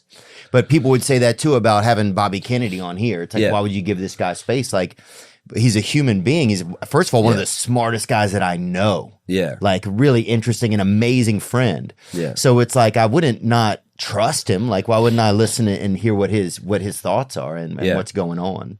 I just think like the more liberal audience is like super into deplatforming, and they think that like giving someone giving a problematic person a platform is somehow supporting them. And I always refute that like this. If it's a lesser known shitty person that I'm cherry picking to kind of dunk on, that's fucked up. If I bring some white nationalist from the cuts of Alabama on my show just to like grill him and make him look stupid, right? I am inadvertently growing his audience by bringing him on, because the people who watch my shit and even if they agree with me, his name is now out there. I've elevated his name to the top. And so people will know his name. They'll go to his website. You kind of increase traffic for that person. Right. And you create future white nationalists and vice versa. But like Alex Jones, everybody knows who that is. He's a household name. The Proud Boys, everybody knows who that is. So when I'm interviewing people like that most of my audience doesn't like, I am not increasing their fame or increasing their exposure, because with or without me, everyone's going to know who those people are. Right. Alex Jones is on the front page of the New York Times. The Proud Boys are being investigated by the FBI for January 6th. So me interviewing them, I'm not platforming or increasing their audience at all. But if I was to interview like more lesser known, fringe people, I wouldn't do that. Yeah, like if you were to interview like Whitey Killer 1200, or you were to interview like Slave Buyer 55, Exactly. then you would be, or But mainstream media, like liberal media, does that shit. They find like the dumbest person they can, and they're like inside the Ku Klux Klan, and it's and it's like some like 300-pound like CSI Miami watcher sitting in his chair. He's like, "White people, we're just better at stuff, man." And like, and the journalist is like, "What do you mean by that? How can you say something like that?" He was like, I'm not doing that shit, man. Yeah, it's interesting. And it's like why do people get so stuck in their own like why can't people just let somebody else have a different belief, like a different politician? How did that get so crazy from your perception? I don't know, but I think that how all the late night TV shows and how SNL just became like orange man bashing machines. Yeah. I mean, you fucking turn on Colbert or Jimmy Kimmel or something, it's literally like every other night is like an anti-Trump monologue. It was horrible. They ruined their shows, I think. They're still doing it. It's crazy though. It seems like bad. Why? It's like you could just say, "Hey, this is who I support or don't support." Yeah, I think the incentive is there. It's the safest thing you can do, in comedy. In that realm is to just bash like a conservative president, and I don't support Trump, but it's like I don't want to go on late night TV and watch a rich guy talk shit about another rich guy. I know. You know what I mean? I'm just like, this is just the same shit, and I think that has something to do with it. Because if you think about it, right, like those shows reach everybody. They're on cable, so you could be sitting in the middle of a red state, and you go on cable, and you go to Comedy Central, ABC, late night, and that's what you're seeing is your supposed hero being shit on by the comedic elite of late night TV in Los Angeles or New York, right? So, and that they're all on the same page. None of them have any different view, or not even a lot of like variation in their own views. Yeah. But like the real OGs like Jon Stewart, like they've held it down. That to me, that's like the best. Yeah, like early Daily Show. To me, that was like during the Bush era, that was like this absolute sweet spot of like comedic late night political shit. Yeah, and Bush also they kind of made like it was different with Trump. People, I mean, Hollywood just decided they're either we don't have enough ownership over this guy, or he's too much of a loose cannon, whatever it is. But that not a chance, or everybody's gonna hate this dude, and then everybody works with Hollywood, so they have no choice. Yeah, that's who pays their bills. Yeah, it's also hard to satirize a guy who doesn't give a fuck about what anyone thinks. Right. You know what I mean? It's like, you think he gives a shit? He just likes the attention from it, Right. I think that's really interesting too. But I think that turned off a lot of people, even if people like weren't that political. It was just like, well, why are you so one-sided? Like, what do you have in this? Yeah. And there's real venom in some of those monologues, dude. Oh, like, yeah. You're like, Jesus Christ, this is like mean-spirited almost, man. Like, fuck. Oh, yeah. I think it ruined Hollywood for a lot of people. It's like it made a lot of people think like, well, obviously this is a group that doesn't support me. Yeah. Do you think that your move to Nashville was like a little bit inspired by that stuff? I think, well, I wanted to honestly save money. Yeah. And everybody went to Austin, and I never wanted to be like everybody else. Yeah. And everybody did it. Joe Rogan moved there, and Tim Dillon went there, and Tom Segura. And I think I always wanted to be a little bit different. Yeah. I was scared that if I don't know, I want to go look at Austin now. I'm going to go check it out for a month and see. And then Nashville, I don't know. I think there's something really nice about it. It's just a lot of nice folks. You've been liking it? Yeah, I think it's nice. I think there's just a lot of nice people there. Like I have like the nicest neighbors I've ever had. Yeah. It gives me a little bit of a different idea of what the America's still like, kind of, That's nice. Does it feel Southern to you? Yeah, it does. Sometimes I would never was like redneck growing up. Like our family didn't have any money. We were just poor white. Yeah, yeah. So we were like, you know, like we didn't have a boat or any, you know, we didn't have like a flag that we supported. We didn't have, you know, my father was from Nicaragua. He was 70 years old when I was born. My mother was from Illinois and was making love to a poor old man. Like, you know, who's having sex with a 7-year-old with no money? Yeah. You know what I'm saying? Like, It's a bad deal. I think no matter who you are. Yeah, no, it's not good. It's like, it just seems like a poor business choice, you know? Man, that's a shitty age to have no money. I know. Yeah. And it's just like, anyway, so yeah, I think, what are some things that I like about it? It's nice for touring too. We can take tour buses right out of there. Yeah. And it's one of the last southern cities that still feels kind of like, I don't know, it has like a new rebirth. Yeah. Like I've gone to a lot of these cities like Montgomery, Jackson, you been there? even Savannah during the daytime downtown, kind of like Jackson. Yeah. Charleston and Charleston's Jackson. popping. Birmingham's pretty good too. Yeah, Birmingham I hear is pretty good. I haven't been really spent time there in the city, but there's a lot of southern cities, Columbus, Georgia, that are just like ghost towns. Yeah. You know? Especially Mississippi. Oh, Mississippi is really a ghost state. Like the north part of it, like the Delta. It's Yeah. like shelled out towns. It's gotten really bad, man.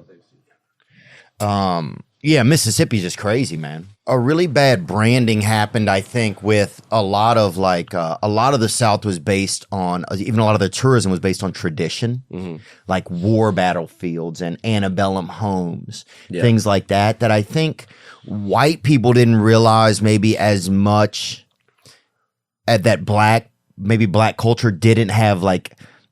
Or maybe it angered them. I don't know. I think a lot of that kind of came out during BLM when a lot of like statues were being torn down and like, you know, so I think the South also is in a little bit of a space where it's like, well, I don't think I was grasping onto the history there because it was racist. I just thought it was the history, like Robert E. Lee, that was the statue. Like, you know, we would all meet up there at Mardi Gras. I don't think half of us knew what the fuck he did, you know? But I think so a lot of the tradition there feels like it's been stirred. Yeah. And I think a lot of people down there don't really know what to do in some southern places right now. Yeah. You know? I wonder when they're gonna start landmarking like hip hop achievements and shit. Like when I was in Clarksdale and Yazoo City in the Delta, and everything is like the Delta Blues Trail. Like here's where Lightning Hopkins like grew up. And I'm like, what about Lil Wayne? Yeah. Like at what point are we gonna start like marking Lil Wayne's house in Holly Grove and shit? Because like that stuff really changed the world in a similar way that blues did, you know? Yeah. If not even a bigger impact. But like I'm amazed they haven't done that. I think about it all the time. Like Hip Hop Heritage Trail, it's gonna happen eventually. We're gonna be tripping, bro. We're gonna be like 90 years old, and they're like in the third ward. They're gonna be like, here stood the Magnolia Projects, where Soulja Slim and Master P and C Murder came out with their first No Limit Records album. We're gonna be like, what the fuck? But it has to happen, right? Well, it almost seems like it's behind schedule, especially since they've gone through so many of those projects and stuff over the years and had to tear them down or refurbish. You think somebody would have said, hey, let's just take this building and make some money for the city, you know? Especially, they should have preserved like one of the old Magnolia buildings. Oh, yeah. Big Boy, where Juvenile grew up. Yeah, I mean, that's like the backdrop to like the birth of fucking Southern rap music. Dude, I would go there in a heartbeat because it's so funny because I've gone to the ones where like Elvis was born. Yeah. And you'll see signs like Muddy Gussie grew up here, like people you don't even know anymore. Yeah. But if they had like Big Boy, like if they had a lot of different ones along that trail. It's one of those classic things of like, who's really going to campaign on that though? It's like in Seattle, you can't drink in strip clubs. What congressman is going to be like, I'm going to make this my issue?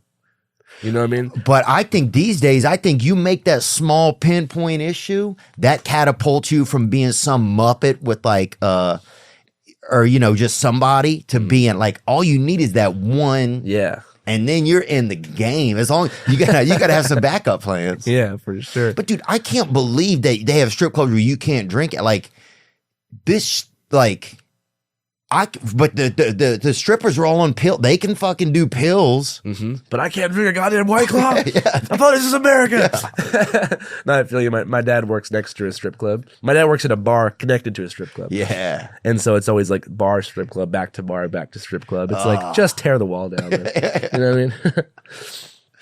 Oh, dude, we went to a strip club once in Virginia. We were touring a couple of months ago, and they're like, Edgar Allan Poe used to own this. A strip club? Yeah. His like, I think it's Edgar Allan Poe. Is he from Virginia? No, Edgar Allan Poe's from Baltimore. Okay, well, at one point he lived, I guess, in Virginia, and he like lived there for a while or something. Yeah. They're like, oh, we used to live here. It was like a historic building. Yeah. But then part of it was a strip club. It's pretty cool. Wow, I didn't even know Edgar Allan Poe got down like that. I think he got down the coast a little bit and went looking for a little bit of puss. Yeah, he had a twisted mind. Oh, he had to, dude. So it must have been a twisted strip club. Dude, he was like one of the first BLM activists. Look at the fucking the Raven or whatever. Was that about race? It was about black birds, dog. Yeah, it was actually a pretty good anti-racist novel. You know what I'm saying? Yeah. When everybody's writing about red robins and you start rocking about the Raven. So was he like? Were authors like rappers back then? Like you think if he went to the strip club, everyone was like, "Oh shit, it's Edgar," and he's like making it rain. Or what was the strip club like before that kind of music? Oh, I don't know. Violin. I just can't envision like, you know. Yeah, just that slow. With no future, like what does a strip club look like? The artist future. Right, yeah, 100%. I don't know. That's a great question. A hunting we will go, maybe a hunt, just like maybe somebody singing stuff like that. Like folksy accordion. Yeah. You ever been to the Claremont Lounge in Atlanta? Yeah. That's a good one. It is a good one. That was Bourdain's favorite spot. Was it really? Yeah. Yeah, they used to have that an older lady in there, and she'd get those beer cans for you. Yeah. And they're a good place to watch people do coke that shouldn't be doing it. Yeah, for sure. What's weird for me in strip clubs is I only like them if they're like super novelty. You know? 'Cause Yeah. I like it in like an atmosphere sense. Like it's like Sopranos, Bada Bing style, just like the lighting and like just degenerate people. I like to watch the people at strip clubs. Yeah, more of a burlesque style or something. No, I mean like I like to look at the dudes who are watching strippers more than the strippers. Oh, wow. Because it's so interesting. Yeah, there's something about somebody being right there to like, it's almost like a sense of like, I don't know, I guess some people go probably for desperation. Yeah, they have just like this weird like slack jaw and like a permanently half full whiskey neat Jameson glass, and they're just like absolutely mesmerized with like this wet stack of ones because their palm is sweating. You know, the ring in their back pocket, just like nothing in front of them, nothing behind them, just in the moment. You know what I mean? Yeah, there's some feeling right there, huh? Yeah, because they must know that the girls don't actually like them. Yeah, so I guess a lot of it is the myth of it. Maybe it's they want to feel like a rock star, like Nickelback style. Yeah. Like they're at a strip club by themselves. But I mean, imagine going to a strip club by yourself, ordering a Jameson and smoking a cigar. Like, yeah. that idyllic, like, it's like some Hemingway shit. It's like, Yeah. yeah, like, this is me. I do this. This isn't weird at all. This is cool. This is what rock stars do. Yeah. You know? But then the women are all pilled up. It's not even this like exchange of emotion anymore. It's just two people sharing each other, hoping one of them has a perk on them, you know? Yeah. That's what I feel like. It's almost like playing perk chess with their eyes. Yeah, I've never even taken a prescription pill before. You know, just playing just with that 120 milligram stare. How does that make you feel, Percocet? Like, I don't know. I took 2 Somas one time and actually drove off a road on accident. And my buddy, I think, R.I.P., tried to give me a BJ or something. I don't even remember fully. But I wouldn't take them. yeah. You know what I'm saying? That's what I'm saying. I just have friends who take them. I've had a friend take them. I looked at them. I'm like, well, how are you feeling right now? It's crazy. I think it disconnects you from any senses that you have anything wrong. Yeah. There's nothing wrong, man. That's not a good thing. No, you're made out of marshmallows and fucking homemade pussy, dude. I think you have everything just perfect, you know? I wanted to ask you, so what happened to the King and the Sting podcast? It's no longer? The King and the Sting podcast. Yeah, the podcast is still going. I'm just not doing cool. it. You and Brandon are cool though, yeah? Yeah. Really? Yeah, we just honestly, man, I didn't have enough attention really to focus. Yeah. Like I like my own podcast, and we have a unique kind of audience, I think. Yeah. And I think I wanted to be able to I feel a lot more in touch with this now. Yeah. Like it's important to me. Yeah. And it was still important, but it was just a lot to try and juggle. Yeah. I liked the Gringo Poppy, actually. Yeah? Yeah. Yeah. Oh, I think people give Brennan so much flack, and I think that's one of the reasons I admire him in some ways. Yeah. Is how you could withstand so much disdain from people, you know, or fake disdain. Yeah. It's pretty psychotic. It's crazy, isn't it? Yeah. It goes back to the people you were talking about. Yeah. No, for sure. It's kind of why I stopped, like, I still have Instagram and stuff. I just don't go on it. Because, like, when you run that, when you're, like, a major public figure or whatever, a big media figure, like if someone comments on your shit, you're amazing. At its best, that's an ego boost, unhealthy ego boost. And if someone says you suck, then that's an anxiety spike. So it's like once you've kind of passed that threshold of like validation from the public, it's nothing but bad for your mind. Because this little box in your pocket, it's like, oh, you're the shit, man. You're the best journalist. I'm walking around by myself getting endorphins from that, which is not natural. I should be like, touching trees, playing tennis with my mom. But instead, it's like, and then if that box is like, fuck you, man, you're a libtard, you're a sellout or something, I'm like, oh man, I feel bad about myself. Yeah. So there's no healthy like middle ground, I don't think, for me at least. I'm too sensitive. Man, I'm too sensitive to it too. I still let it affect, I let it affect me a lot of times. Or I notice, like you're saying, to have some wherewithal that I go there for certain things. Mm-hmm. Did you just kind of pick that up, or did you always know it, or did you kind of like did you notice that happening? You're like, yeah, this isn't good. I stopped going on Instagram 1 month ago. Wow. Because I was just like, damn, dude, like every day I wake up, it's the first thing I check. Say, what are people saying about me today? Like, yeah, am I still okay? Oh yeah, or like, am I still okay? Do my fans still fuck with me? Like, did they like the video I just dropped? You know what I mean? Like, right? Did something come out in the middle of the night of me picking my nose or something? Yeah. And now I can't go anywhere. Or just like, like how are my stats doing? But even more specifically, like it started actually around when I dropped the Alex Jones interview. And everyone was like, why would you platform? And then other people were like, you're a fucking G for giving this guy a voice. And I was just like, I can't deal with this. I just want to like make cool stuff. And I still check YouTube comments and stuff like that, but I'm not trying to like be constantly engaged in my own feedback loop. It's so unhealthy, dude. Yeah, it's scary. It puts you at the center of the universe. Even if no matter what level you're at, you could be a small level dude. But if every day you're engaging with people who love or hate you, and I don't have much hate, I have a lot of love, but that makes hate stick out so much more. It's like I could see like 1,000 positive comments, and then if I see one negative comment, like those words are like etched into my brain like the whole next 2 days. So true. I just can't turn it off. I'm like, damn, did I fuck up this interview? Like, am I falling off? Yeah. You know what I mean? Like, and I had to stop, dude. It's amazing how that can overwhelm it, how that can overwhelm whatever, all the proof that we would think we have built into our system because of our own like lives, Mm-hmm. It's amazing, man. If you have a high balance on your credit card, it can really be devilish. It can be that thing every month you're throwing money away, throwing it down to the dogs, to the debt dogs. Well, that can change. A credit card consolidation from Lightstream can help you pay off your credit cards and lock in a low fixed interest rate. That's right. Rates start at 6.99% APR with auto pay and excellent credit. You can get a loan from $5,000 to $100,000. That's a real amount. And there are absolutely no fees. You can even get your money as soon as the day that you apply. Just for my listeners, apply now to get a special interest rate discount and save even more. The only way to get this discount is to go to lightstream.com/THEO. That's Lightstream, LIGHTSTREAM.com/Theo. Subject to credit approval, rates range from 6.99% APR to 19.99% APR and include 0.5% auto pay discount. Lowest rate requires excellent credit. Terms and conditions apply and offers are subject to change without notice. Visit lightstream.com/Theo for more information. Be well. Life is scary when you realize your dog might have fleas and you might have them too. Dang it. Life is scary when you're eating yogurt and there's something in it and there ain't supposed to be nothing in it. Life is scary when your cousin comes over and burns your house down. Oh, that's a tough one. Yep, life is scary when it's your first date and your body hurts. You might have appendicitis. Never know.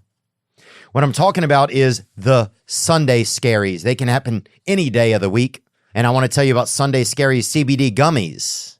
They were made to defeat the crap that life throws at us. They're the perfect CBD gummies for professionals on the grind, super moms, students, party animals, regretful drunk sexters, and everyone in between. I don't know how it's going to help the sexting, but it might. I don't relax well, and you might not either. You are welcome to try Sunday Scaries CBD gummies. Look, we all have the right to live scare-free. That's right. So they recommend taking 2 CBD gummies every day to keep the scaries away. I can offer you this 25% discount. Visit sundayscaries.com, sundayscaries.com, and use promo code Theo for your discount. That's promo code THEO for 25% off at sundayscaries, SCARIES.com.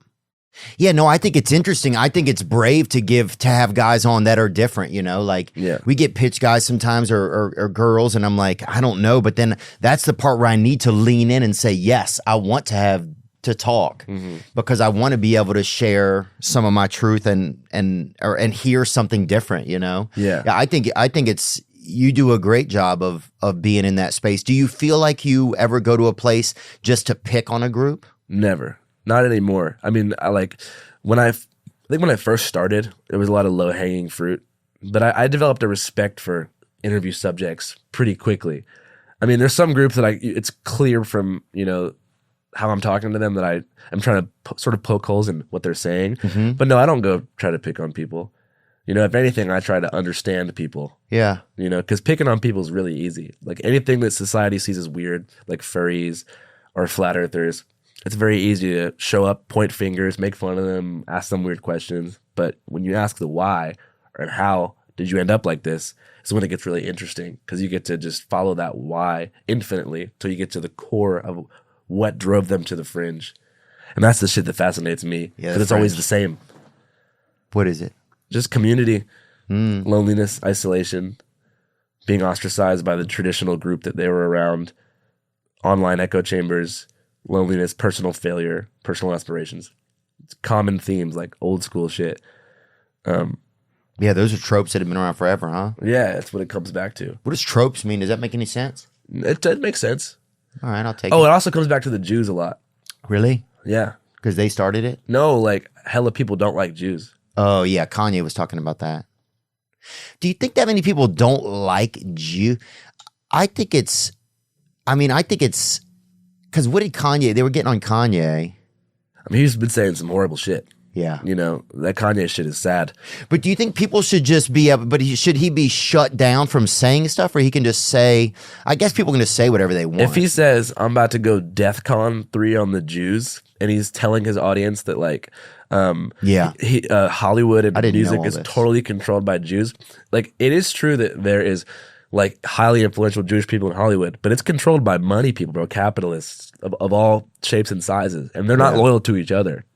But, do you think that money people aren't loyal to each other? I mean, in a sense of collaboration, but shit, they're all trying to race to the top. That's how it's working.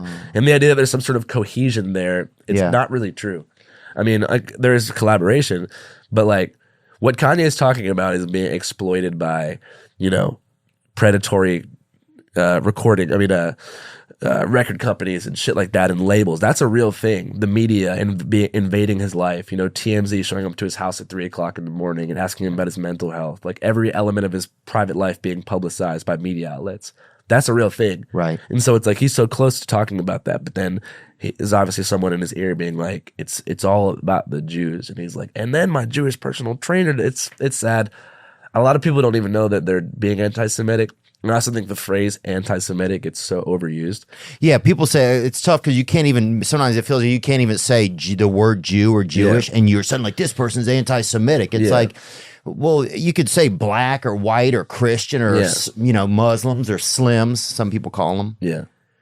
But I'm just saying conspiracy thought. The idea that like every anomaly and everything that goes a little bit weird is not a result of human error. It's a calculated deep state plot. Oh. Every sort of loophole, there's loopholes in everyone's reporting, and everything goes wrong.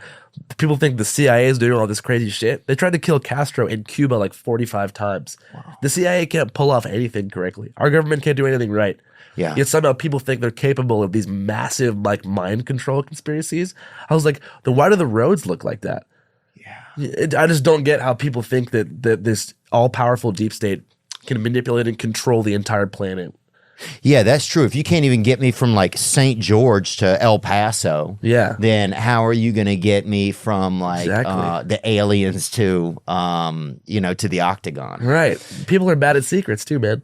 Yeah, people are bad at secrets. That's a good point. I always think that a lot about secrets. Like, why, if somebody knew something on their deathbed, why are they going to hold on to it, especially anymore?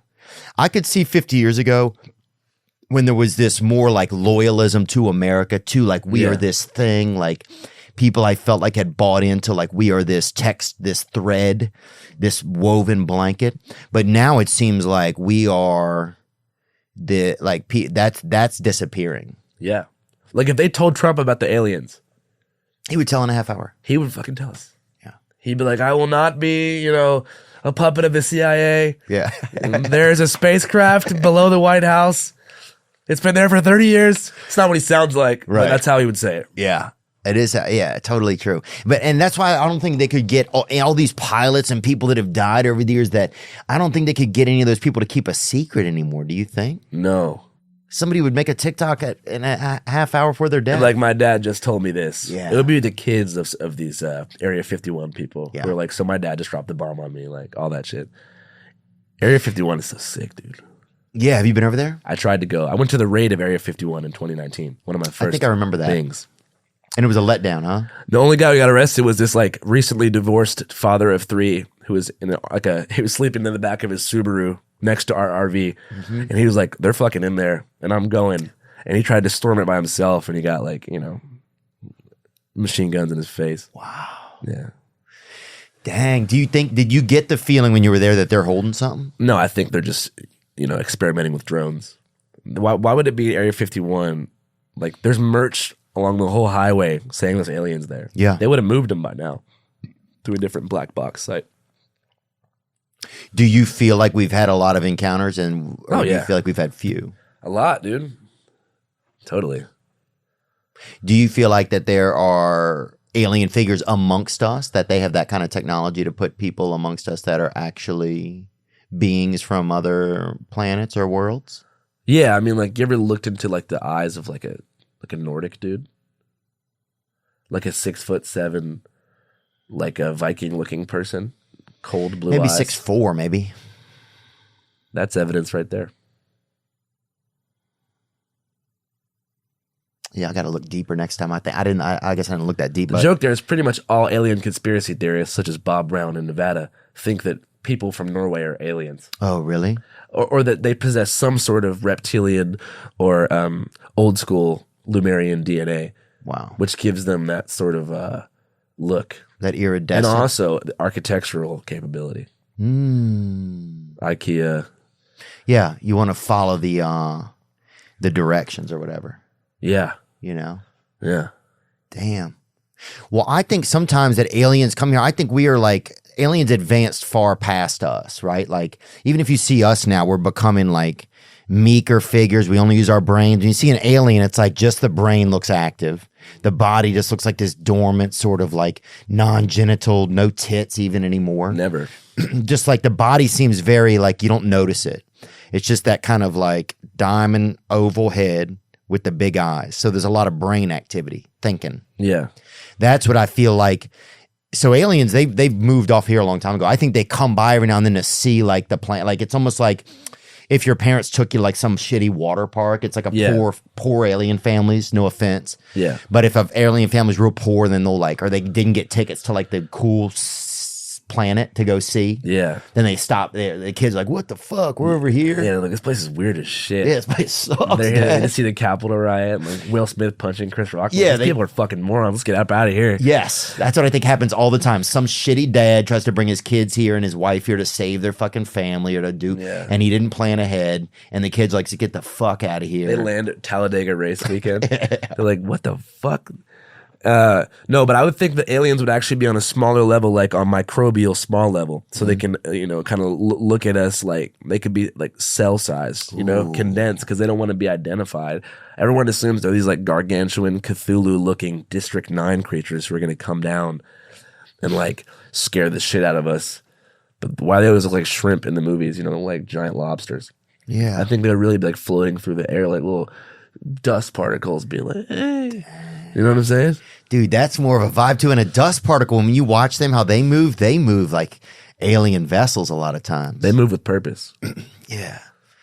That purposeful dust, homie. For real. Damn. That's almost what we are as humans. Uh-huh. We think we're purposeful dust. That's a fact. Damn, bro.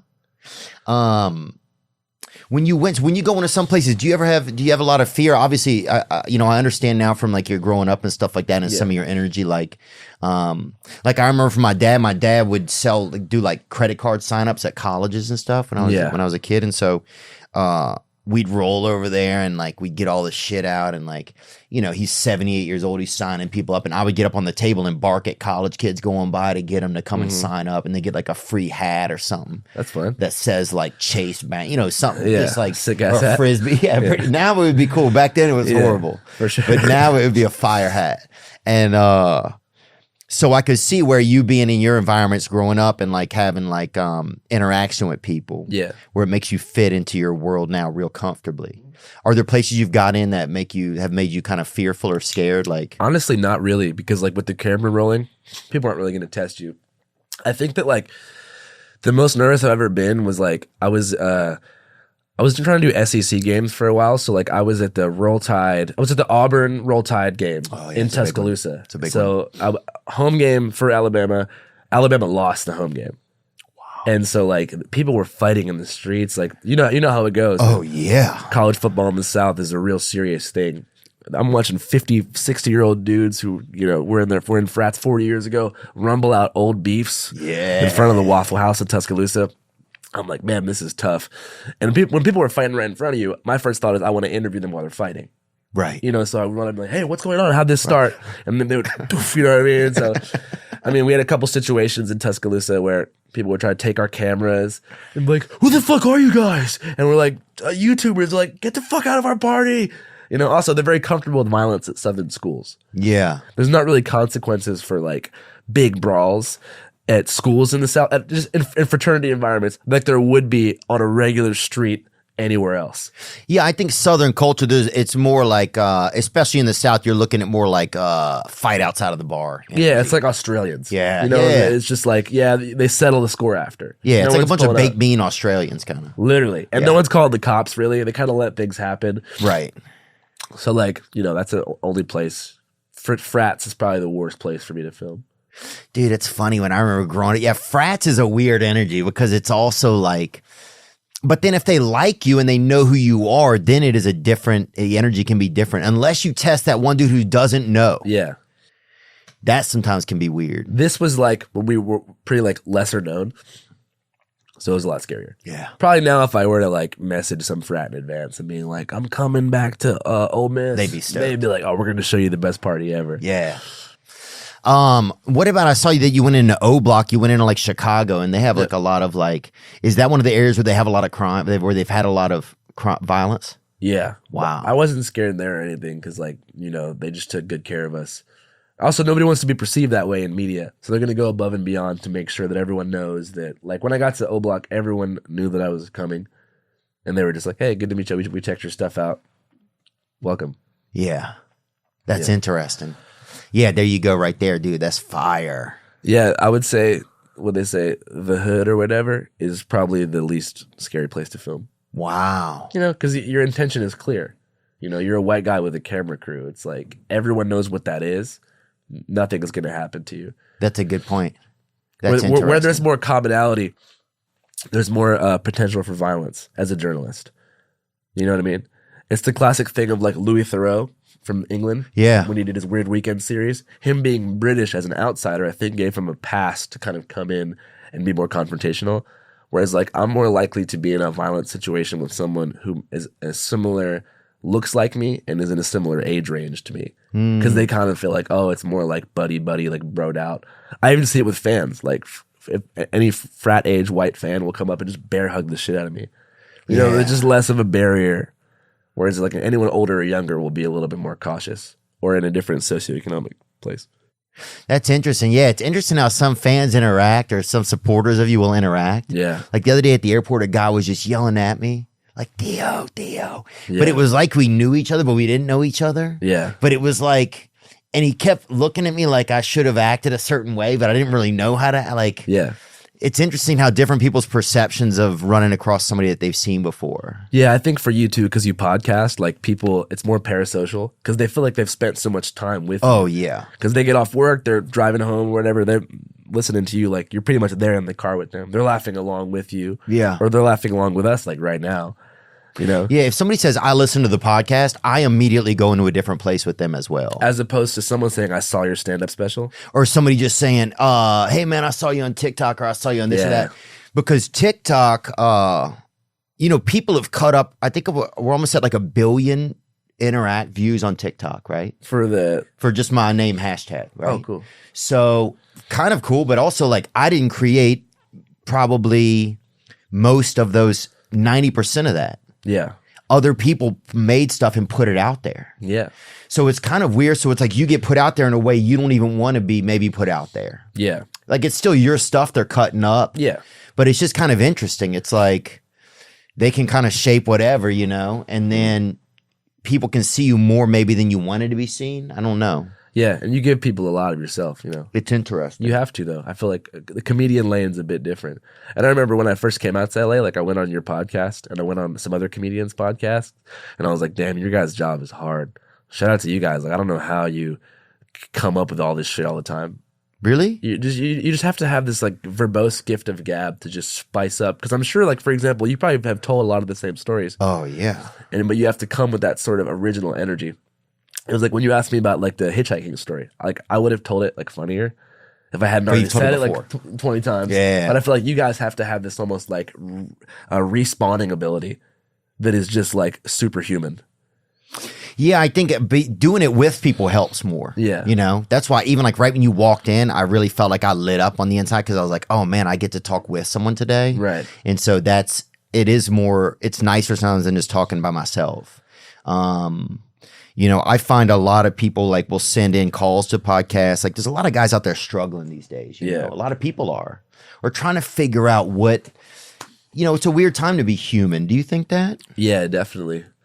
What do you mean by that though? I feel like as we're switching more into like putting more of our feelings and everything and our intentions and everything, we're so reliant on media.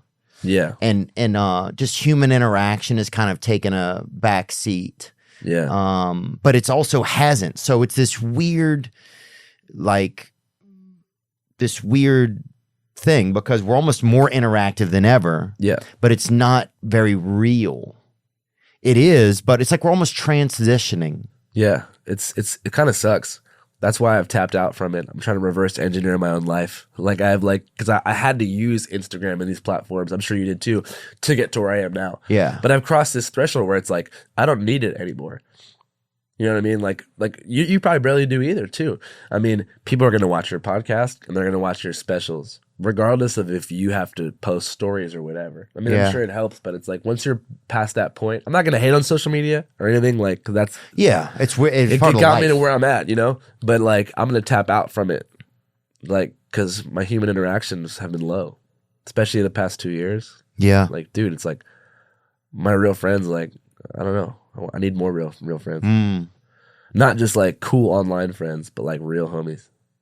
Yeah, no, I feel you, man. And it gets addictive though, too. That's another thing about it. Like I almost wonder, why did they let us have phones? Because they're so addictive. It's like, is it safe? It's almost like a cigarette. It's like, at a certain point will we realize this has ruined us. Totally. And Instagram is low key like kind of pornographic too.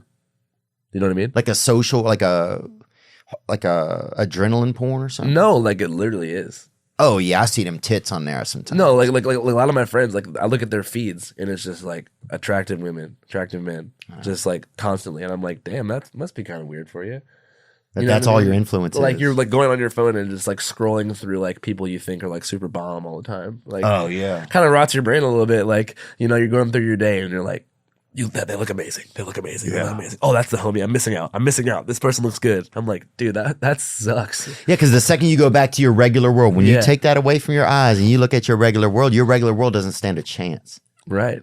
Really? Sure. And it's designed like that. Right. You know? Right. That's the part I think people don't realize, man. We don't realize that there are these shape-shifting goons, Jews, you know what I'm talking about, in the distance who are, you know, but that's, we don't realize that a lot of that has been, it's been, I mean, they have got us down to an algorithm. Jordan Peterson talks about that. It's like, we can't, the algorithm is so strong. If you want to still own yourself, you have to come to your own rescue, man. Yeah, you do. And there's an algorithm for everything. And people only realize when they're in it. Like even Jordan Peterson talking about that. He's also got an algorithm. Oh, yeah. You know what I mean? And if you watch one Jordan Peterson video, you're gonna see him every day. And the same goes for Jordan Peterson cookbook. Lobster. For an experiment, you know the mob boss Michael Francese? Yes. I watched one Vlad TV interview with Michael Francese, and I'm like, let me watch 4 of these.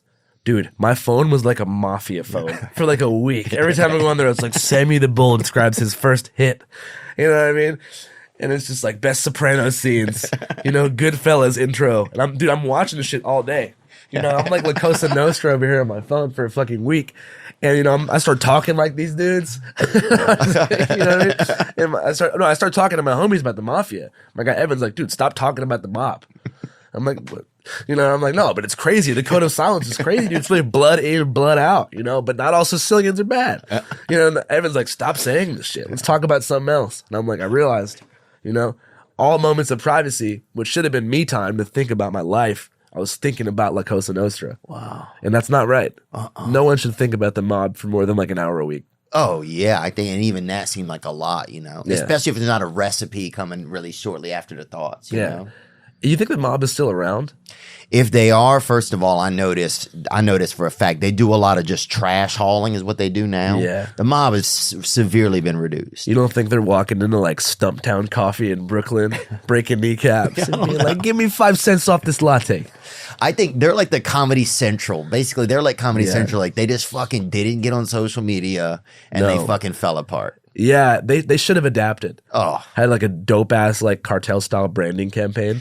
Yeah, instead they started like a Jordan Klepper show or something and it fucking tanked and they never got their feet back under them. Let's bring them back, dude.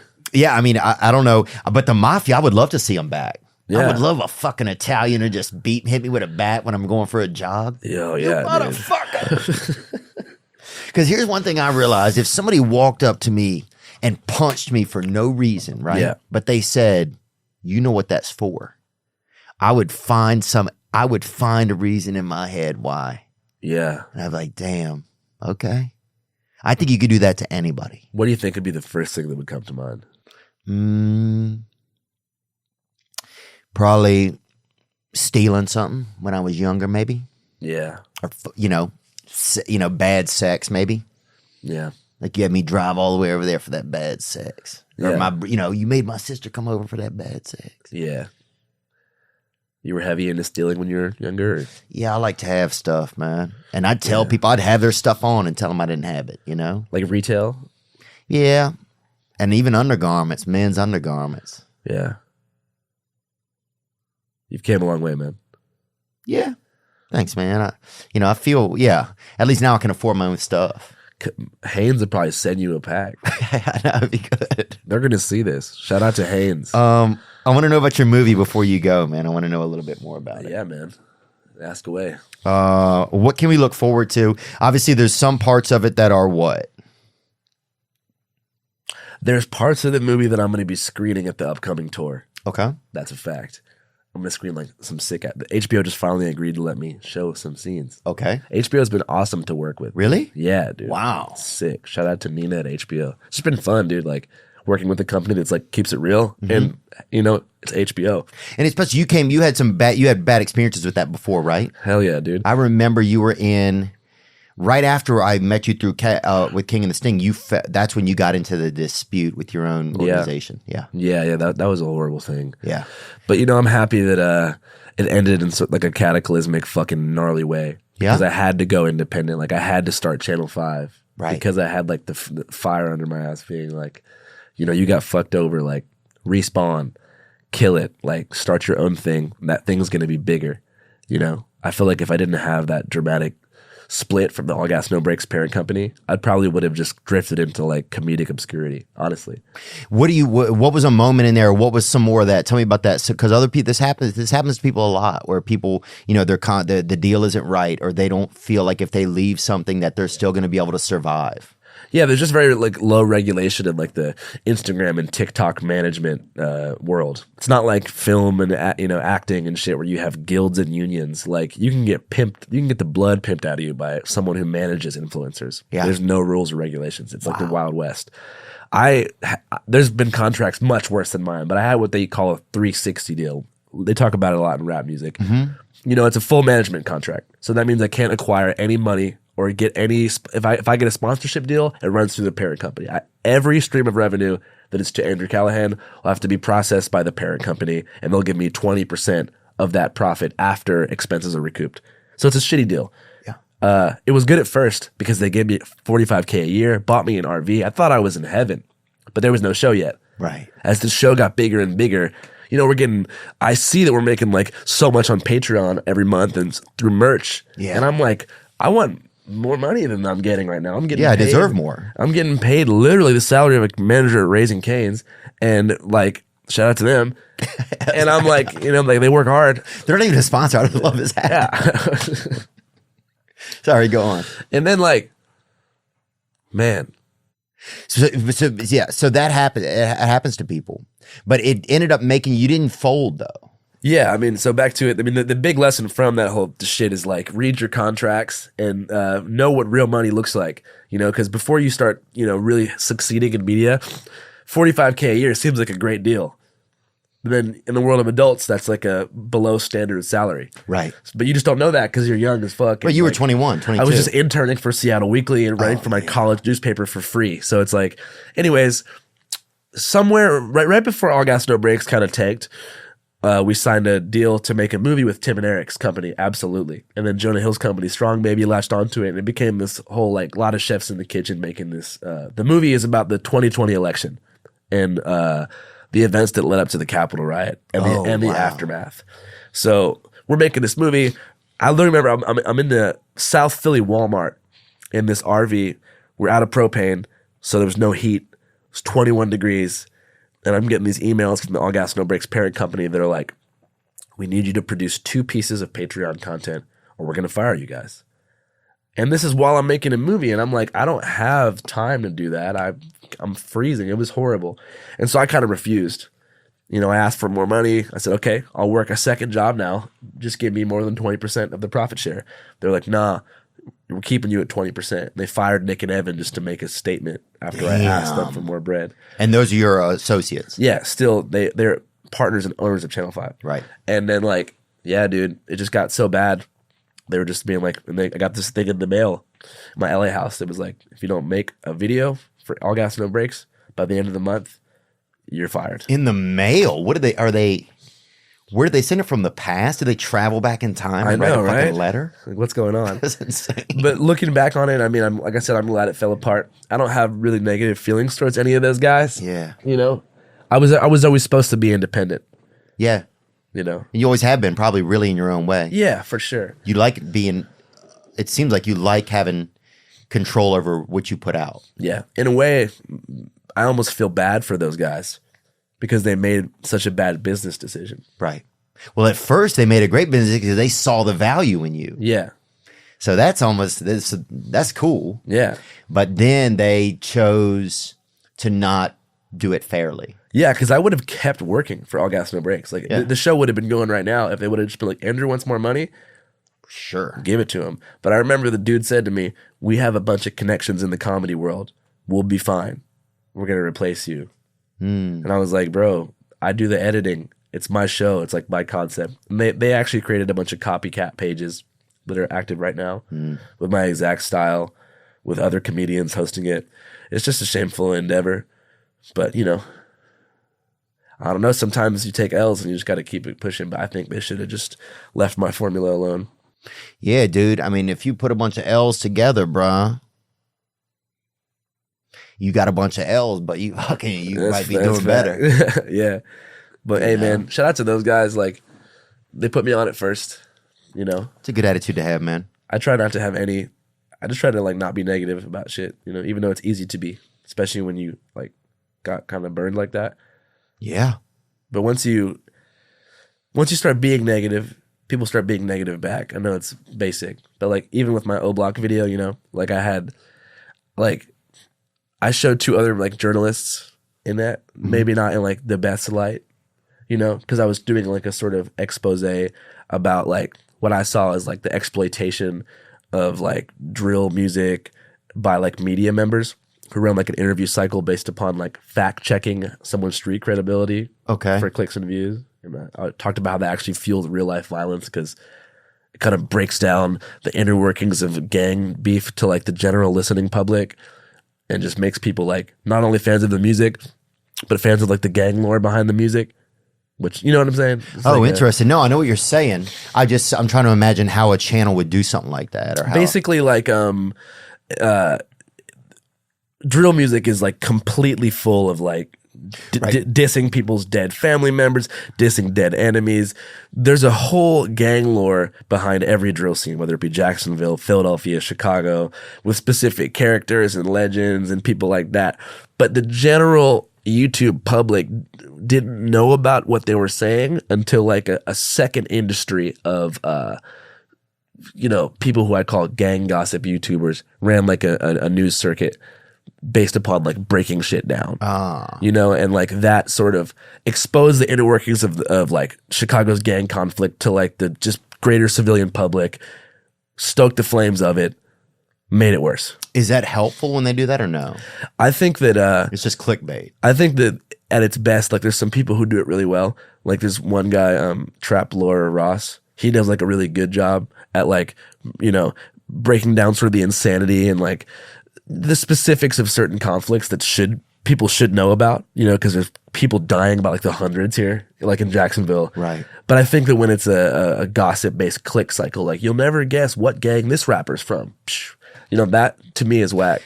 Right. But what I was saying is, in the O Block video, I interviewed 2 dudes who were in that world, and I just felt like, while I do have my problems with like how they use their platform to a certain degree, it felt bad coming at anyone. I don't want to do it again. You know, like just putting any negativity in the world, and like I felt it kind of come back towards me when they had their responses, and then people were, and I was just like, man, I don't want to start any beef with any other media members. Like, fuck all that. Like, you know. Yeah. Yeah, it's tough to navigate because sometimes people will steal, like, will borrow your shit or do something like that too, and you're like, man, this is fucked up. It's like, do I want to, you know, like, it's like, do I call this out?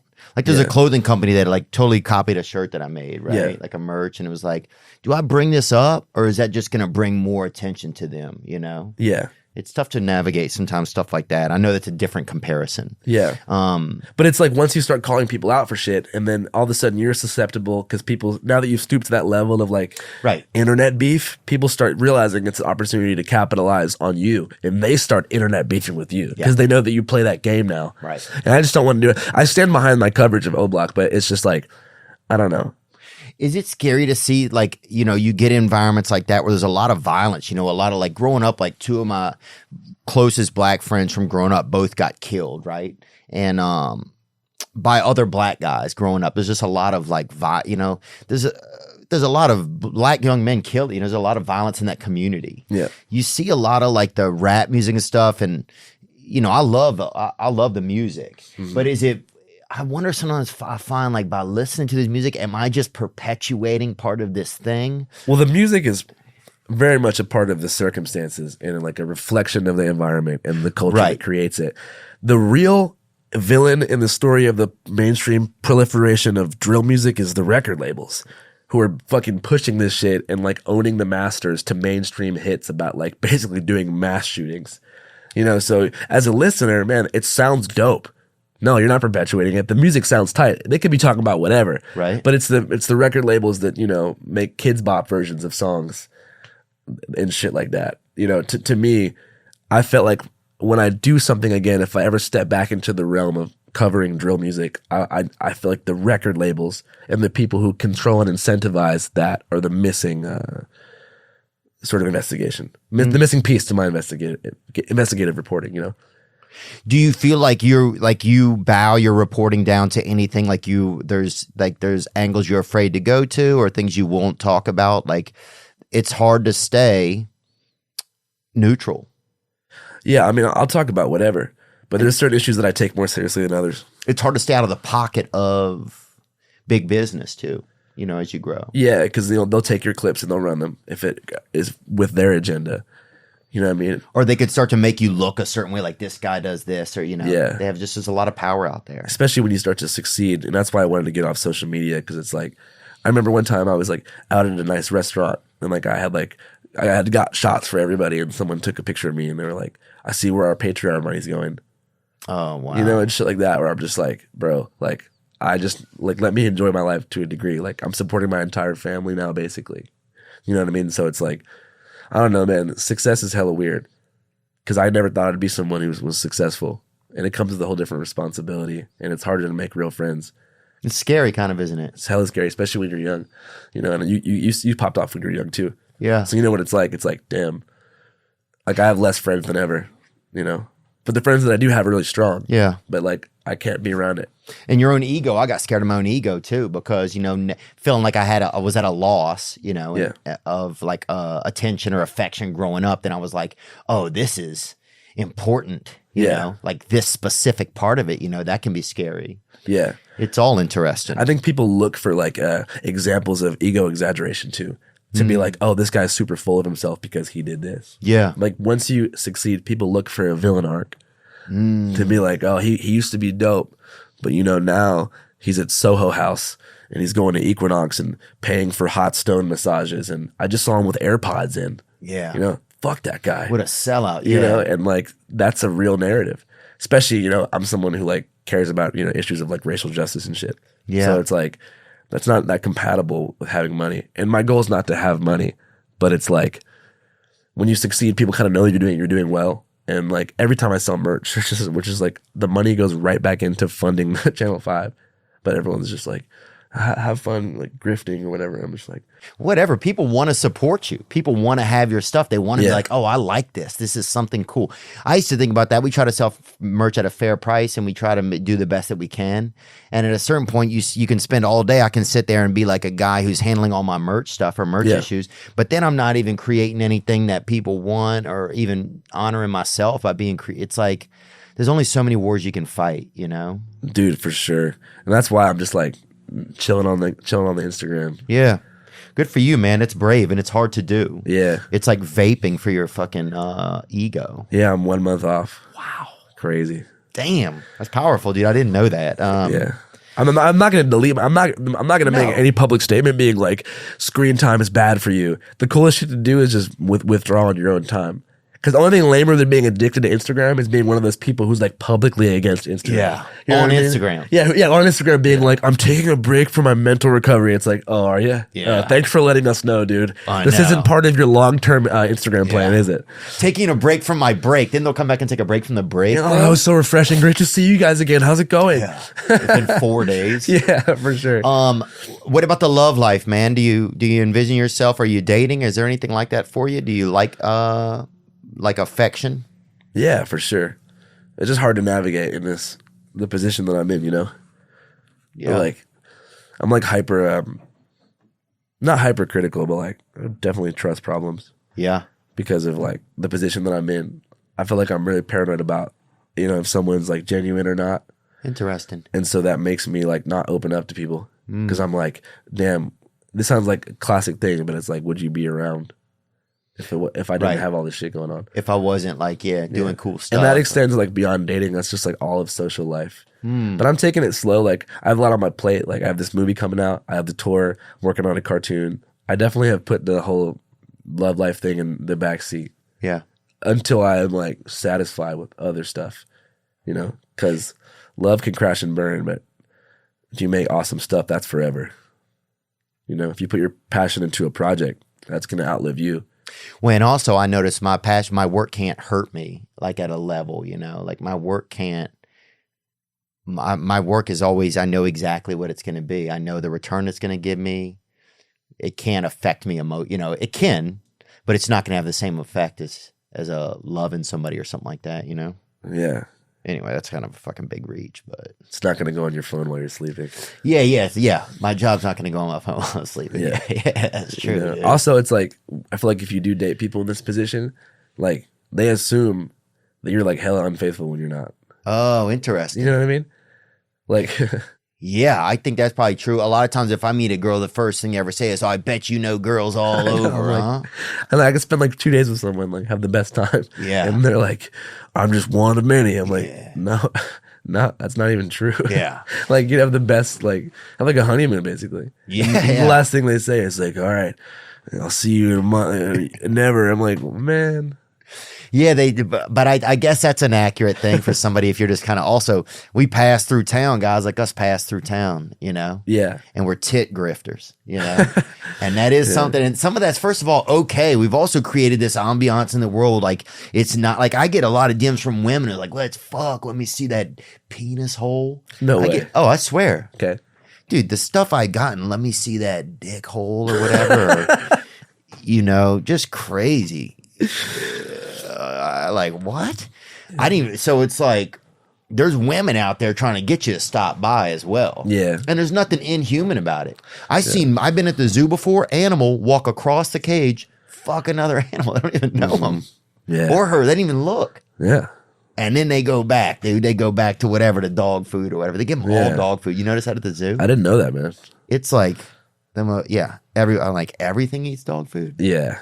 I try to avoid like doing that type of thing though. Like for tour, like when I'm on tour, I just like to work, finish the show, do the meet and greet, and just keep it pushing. Because I got to watch the ego too, you know? And there's no like worse way, there's no worse thing for your ego than like surrounding yourself with like fans or people in your DMs like saying shit like that. Yeah. You know, because you just sort of develop a complex where I haven't developed it, but my biggest fear is thinking that I'm better than other people or that I have more value than just random garbage man or something.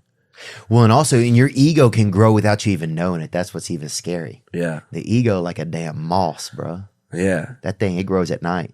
Yeah. Also, the weirdest shit is like in the regular world, people are attracted to like being like athletic and like just funny. Whereas if like in the media world or in like the LA world, it's like who you know and stuff. Yeah. Yeah, it's different, man. It's interesting. Well, you're certainly on a journey, bro, and I appreciate you coming in and just kind of spending some time with us and just, you know, getting to know you better, man, and learn about kind of some of the stuff that's made you tick. And yeah, dude. Damn, yeah, the sky's the limit, dude. One last question: do you think about like do you think that there's still good journalism out there? Oh, so much, man. That's one comment that I get on my videos that I don't like. Is people always say the last journalist or something like that. Like, no, man, I'm heavily inspired by Louis Theroux, by Daily Show correspondents, by like Sacha Baron Cohen. People, by Vice when I was in high school was the shit. Yeah, Vice was so fire when it first came out. Before it got bought. The old school days when it was like the interviews with General Butt Naked in Liberia. You know, and shit where you're like, oh my God, like I want to be doing stuff like this. I only hope that I can create and inspire like more journalists, more civilian independent journalists to go out there and get like the real take. But I feel like I watch interviews that are dope all the time. I watch interviews all day on YouTube and I'm just LOLing. Dang, that's cool. But the hard part is like, there's too many interviews now. Yeah. You feel that way? Yeah. Yeah, as we're doing an interview, we're saying it. Yeah. Like, but I'm saying there's too much. Oh, yeah. I try less and less. I realize more I just want to have a chat. Yeah. There's just too many. Like on YouTube, like maybe it's an algorithm thing, but it's like could be. It's definitely an algorithm thing. But no, man. I mean, I want to do this forever. Yeah, and I'm not mad at anyone. Yeah, I'm curious, bro. I'm curious to see where. Yeah, I'm curious to see where you take it, man. You're so creative, and it's fun. It's fun to listen to, and it's fun to learn and see what you're doing, man. I appreciate your time, Andrew. Yeah, dude, it's been sick being on. I like that it's just you and me. You know what I mean? Yeah. I see why you like a more one-on-one podcast style. Yeah, it makes me feel more comfortable. I can be myself. I can try to learn more about the person. Yeah. And yeah, I don't know. Sometimes you go through times in your life where you feel like I need to evolve, and I don't know how to do that right now. And so I need to take a step back and see, what do I do? Yeah. Oh, I wanted to ask you, who's like your dream podcast guest? We had Lil Boosie on. I would like to have him again. So good, dude. Yeah, I like Boosie, man, because he's so real and uncut, but also trying to figure shit out, you know. You guys are just pure Louisiana too. Bro, yeah, I love Boosie. Who else, dude? There's a Senator John Kennedy, I think his name is, from Louisiana. No, what's his name? From Louisiana? John Bell Edwards.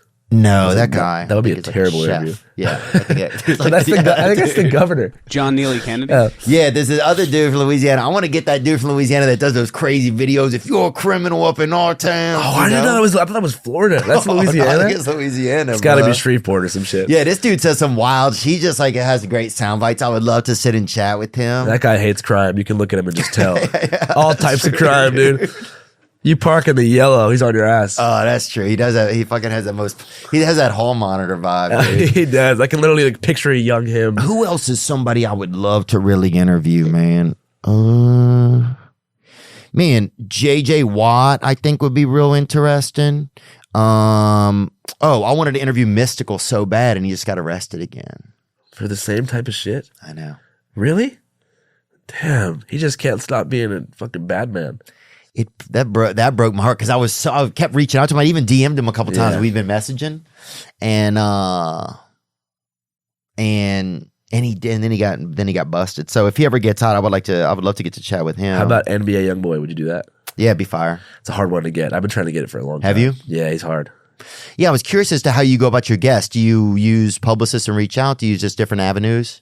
Just personally. Check in with people? Yeah. Yeah. Trey Young, I think it would be real cool. I'd like to get him from Atlanta Hawks. Yeah, that would be good. He just seemed like an interesting guy. I got to rewatch your interview with Boosie, man. Was one of my favorite podcasts you've ever done. It was fun, man. We had to give him a huge bag of weed and like a couple grand, to show up. That's not too bad. How Wasn't much bad. weed? A couple ounces of weed? It was it was like this much weed. Like a pound of weed. Yeah, yeah. It was it was a good amount. That's a lot of weed. It was. That's thousands of dollars worth of weed. Yeah, we had to spend a lot of money on weed, bro. And the best was afterwards, we go outside. He was dancing in the parking lot, and he opens up this SUV. Like two of these like red bone chicks get out of there, dude. And they're fucking like one of them's hair was like stuck in the seatbelt thing, just like fucking. But they've all been there just smoking and partying, bro. Have you seen how he asks his fans for random shit on the road? He's like, who in Atlanta has a Pontiac GT? He's like, I need a Pontiac GT rental car with good tags. And he's like, email my manager. And like the next thing you know, it's some fan being like, what up, Boosie? And he's like, appreciate it, man. He does, you should look up when you get home, Boosie asking fans for things on Instagram. It's like a 20-minute compilation. I love that, man. What are some groups you want to get into, man? Are there some outlier groups you don't even know exist yet? I'm sure. The adult baby community. Oh, really? Or they call it the age play community. People who pretend to be babies, get caretakers to read them bedtime stories. Some go as far as getting their diaper changed and such. Wow. I could see that, man. It's important. Yeah, that's a good one. I interviewed an adult baby at Folsom Street Fair in San Francisco 2 weeks ago. Super cool dude. You'll see it. Yeah? He was just like, had a terrible childhood, didn't get to experience being a kid. And I just walks around in a diaper with a binky. Damn. That's pretty gangster. Yeah, there's some definitely unique groups out there, man. I'm curious because a lot of them we learned through you, man. For real. Like my favorite part on those Jizz Wizard dudes was when they had the one dude that busted out like a real, he had that Rorschach test and the other dude just had that little jizz on the paper. You're talking about the different coloration between Will and Brian's semen on the paper? Yeah. Yeah, Brian's was extremely dark. Yeah.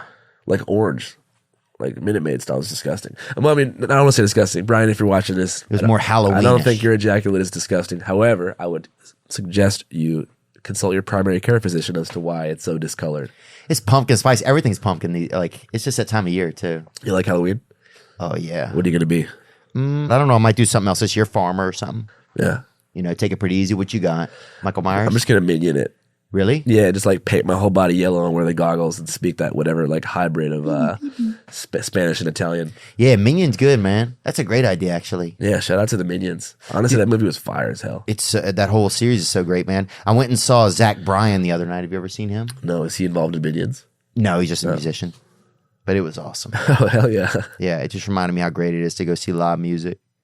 Live anything, this makes you feel, you're like, oh, this is, and it reminds your brain that you can do different things, Sometimes you don't get enough real input, Yeah. It's like we don't get enough actual performance. And they only, praise you for the one thing they know you're good at. Like, Theo, you're so funny. They're Right, not like, but then Theo, it's- you're an amazing athlete, and you're great at fucking listening to music. But then my brain forgets those other things. So if I got to go out and have real experiences. Yeah. So, You know what people always say to me, which is hella weird? Huh. They go, how do you find all these crazy ass people? And I'm like, everyone is insane. yeah. You know what I mean? Like, Yeah, bro. I'm like, dude, when's the last time you talked to a person? People, we got problems. Everyone's got serious stuff going on. We're like Damn, warped, bro. dude. We're like in the Matrix. We're out here. We are, man. We're freaking out here. I'm happy to spend time with you in the Matrix today, Andrew Callahan, man. Best of luck on the tour. We'll put it in the link and everything like that. Oh, for real? Yeah. Sick, dude. This Bro. is gonna be tight. So cool. I appreciate it. I know you weren't feeling well. I appreciate you making the time. Yeah, man. Yeah. Hell yeah. Hope to see everyone on tour, man. Yeah, man. We'll come out when you're in Nashville. I'll come For out. real? Yeah. Oh.